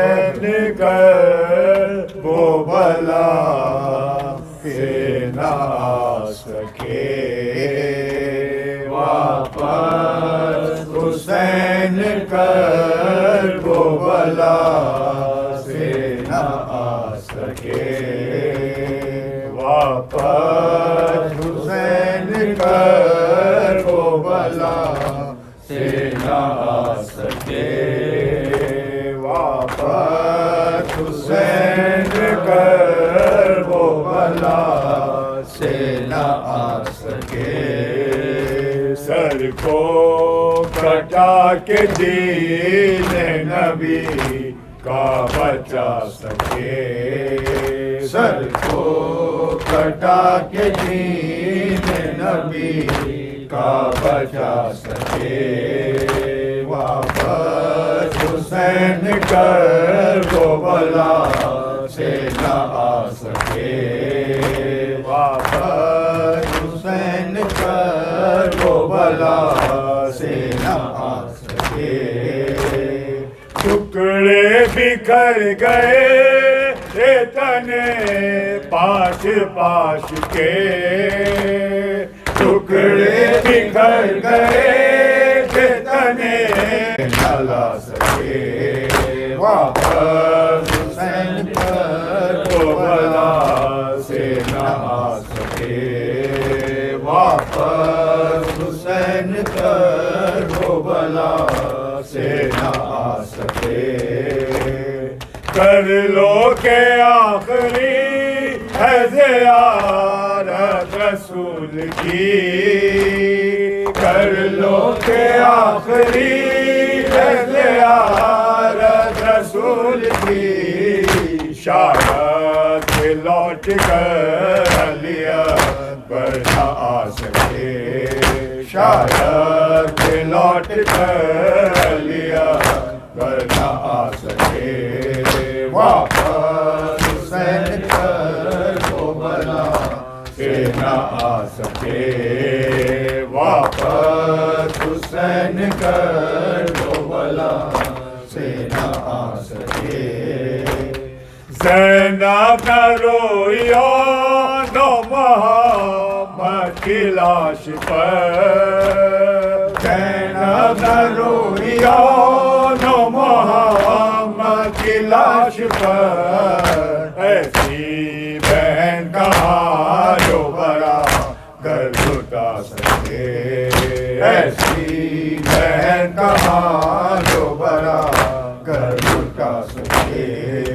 واپس حسین کر وہ بلا سے نہ آ سکے واپس حسین کر وہ بلا سے نہ آ سکے اصغر کی موت کی نہ خبر ہو رباب کو اصغر کی موت کی نہ خبر ہو رباب کو کچھ دیر ماں خیال میں جھولا جھلا سکے کچھ دیر ماں خیال میں جھولا جھلا سکے واپس حسین کربلا سے نہ آ سکے واپس حسین کربلا سے نہ آ سکے اصغر کا حال پوچھا جو شہر سے رباب نے اصغر کا حال پوچھا جو شہر سے رباب نے کی داستاں طویل فقط سر جھکا سکے تھی داستاں طویل فقط سر جھکا سکے واپس حسین کربلا سے نہ آ سکے واپس حسین کربلا سے نہ آ سکے کچھ مسئلہ ضرور تھی ورنہ قیام تک کچھ مسئلہ ضرور تھی ورنہ قیام تک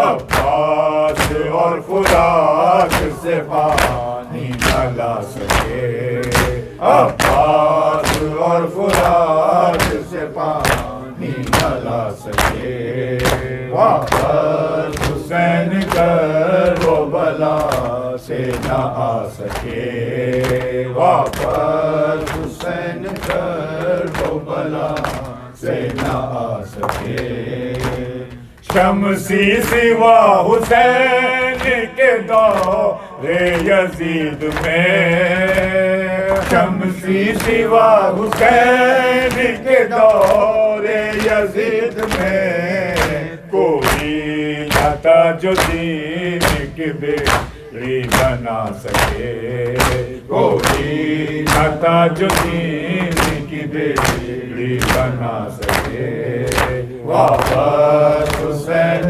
کربلا سے نہ آ سکے یا حسین یا حسین یا حسین یا حسین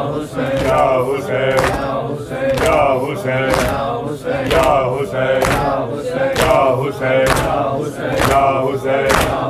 یا حسین یا حسین یا حسین یا حسین یا حسین یا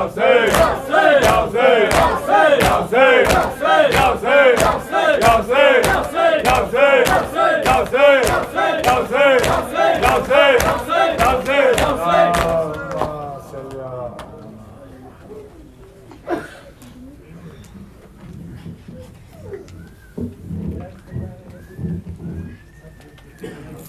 السلام علیکم ابا عبداللہ السلام علیکم رسول اللہ السلام علیکم ورحمۃ اللہ وبرکاتہ السلام علیکم ابراہیم معصوم علیہ السلام وجميع شهداء کربلا السلام علیکم جميع اسیران کربلا علیہ السلام السلام علیکم مولانا یا صاحب العصر والزمان علمان علمان فتنة الزمان السلام علیکم یا غریب الغرباء یا معین الضعفاء والفقراء السلام علیکم یا شمس الشموس یا انیس النفوس یا ایها المدفون بعرض توس السلام علیکم یا مغیث الشیعة والزوار فی یوم الجزاء ورحمۃ اللہ وبرکاتہ السلام علیکم یا مولانا یا صاحب العصر والزمان الامان الامان من فتنة الزمان السلام علیکم شریک القرآن السلام علیکم یا مظہر الایمان السلام علیکم یا کعبۃ الایمان السلام علیکم یا حقیقت الایمان السلام علیکم یا مولا یا عزت امام زماننا عزت اللہ تعالی فرجک زال اللہ تعالی مخرجک وظہورک ورحمت اللہ وبرکاتہ بانتر صلوات Ready, everybody together? Go.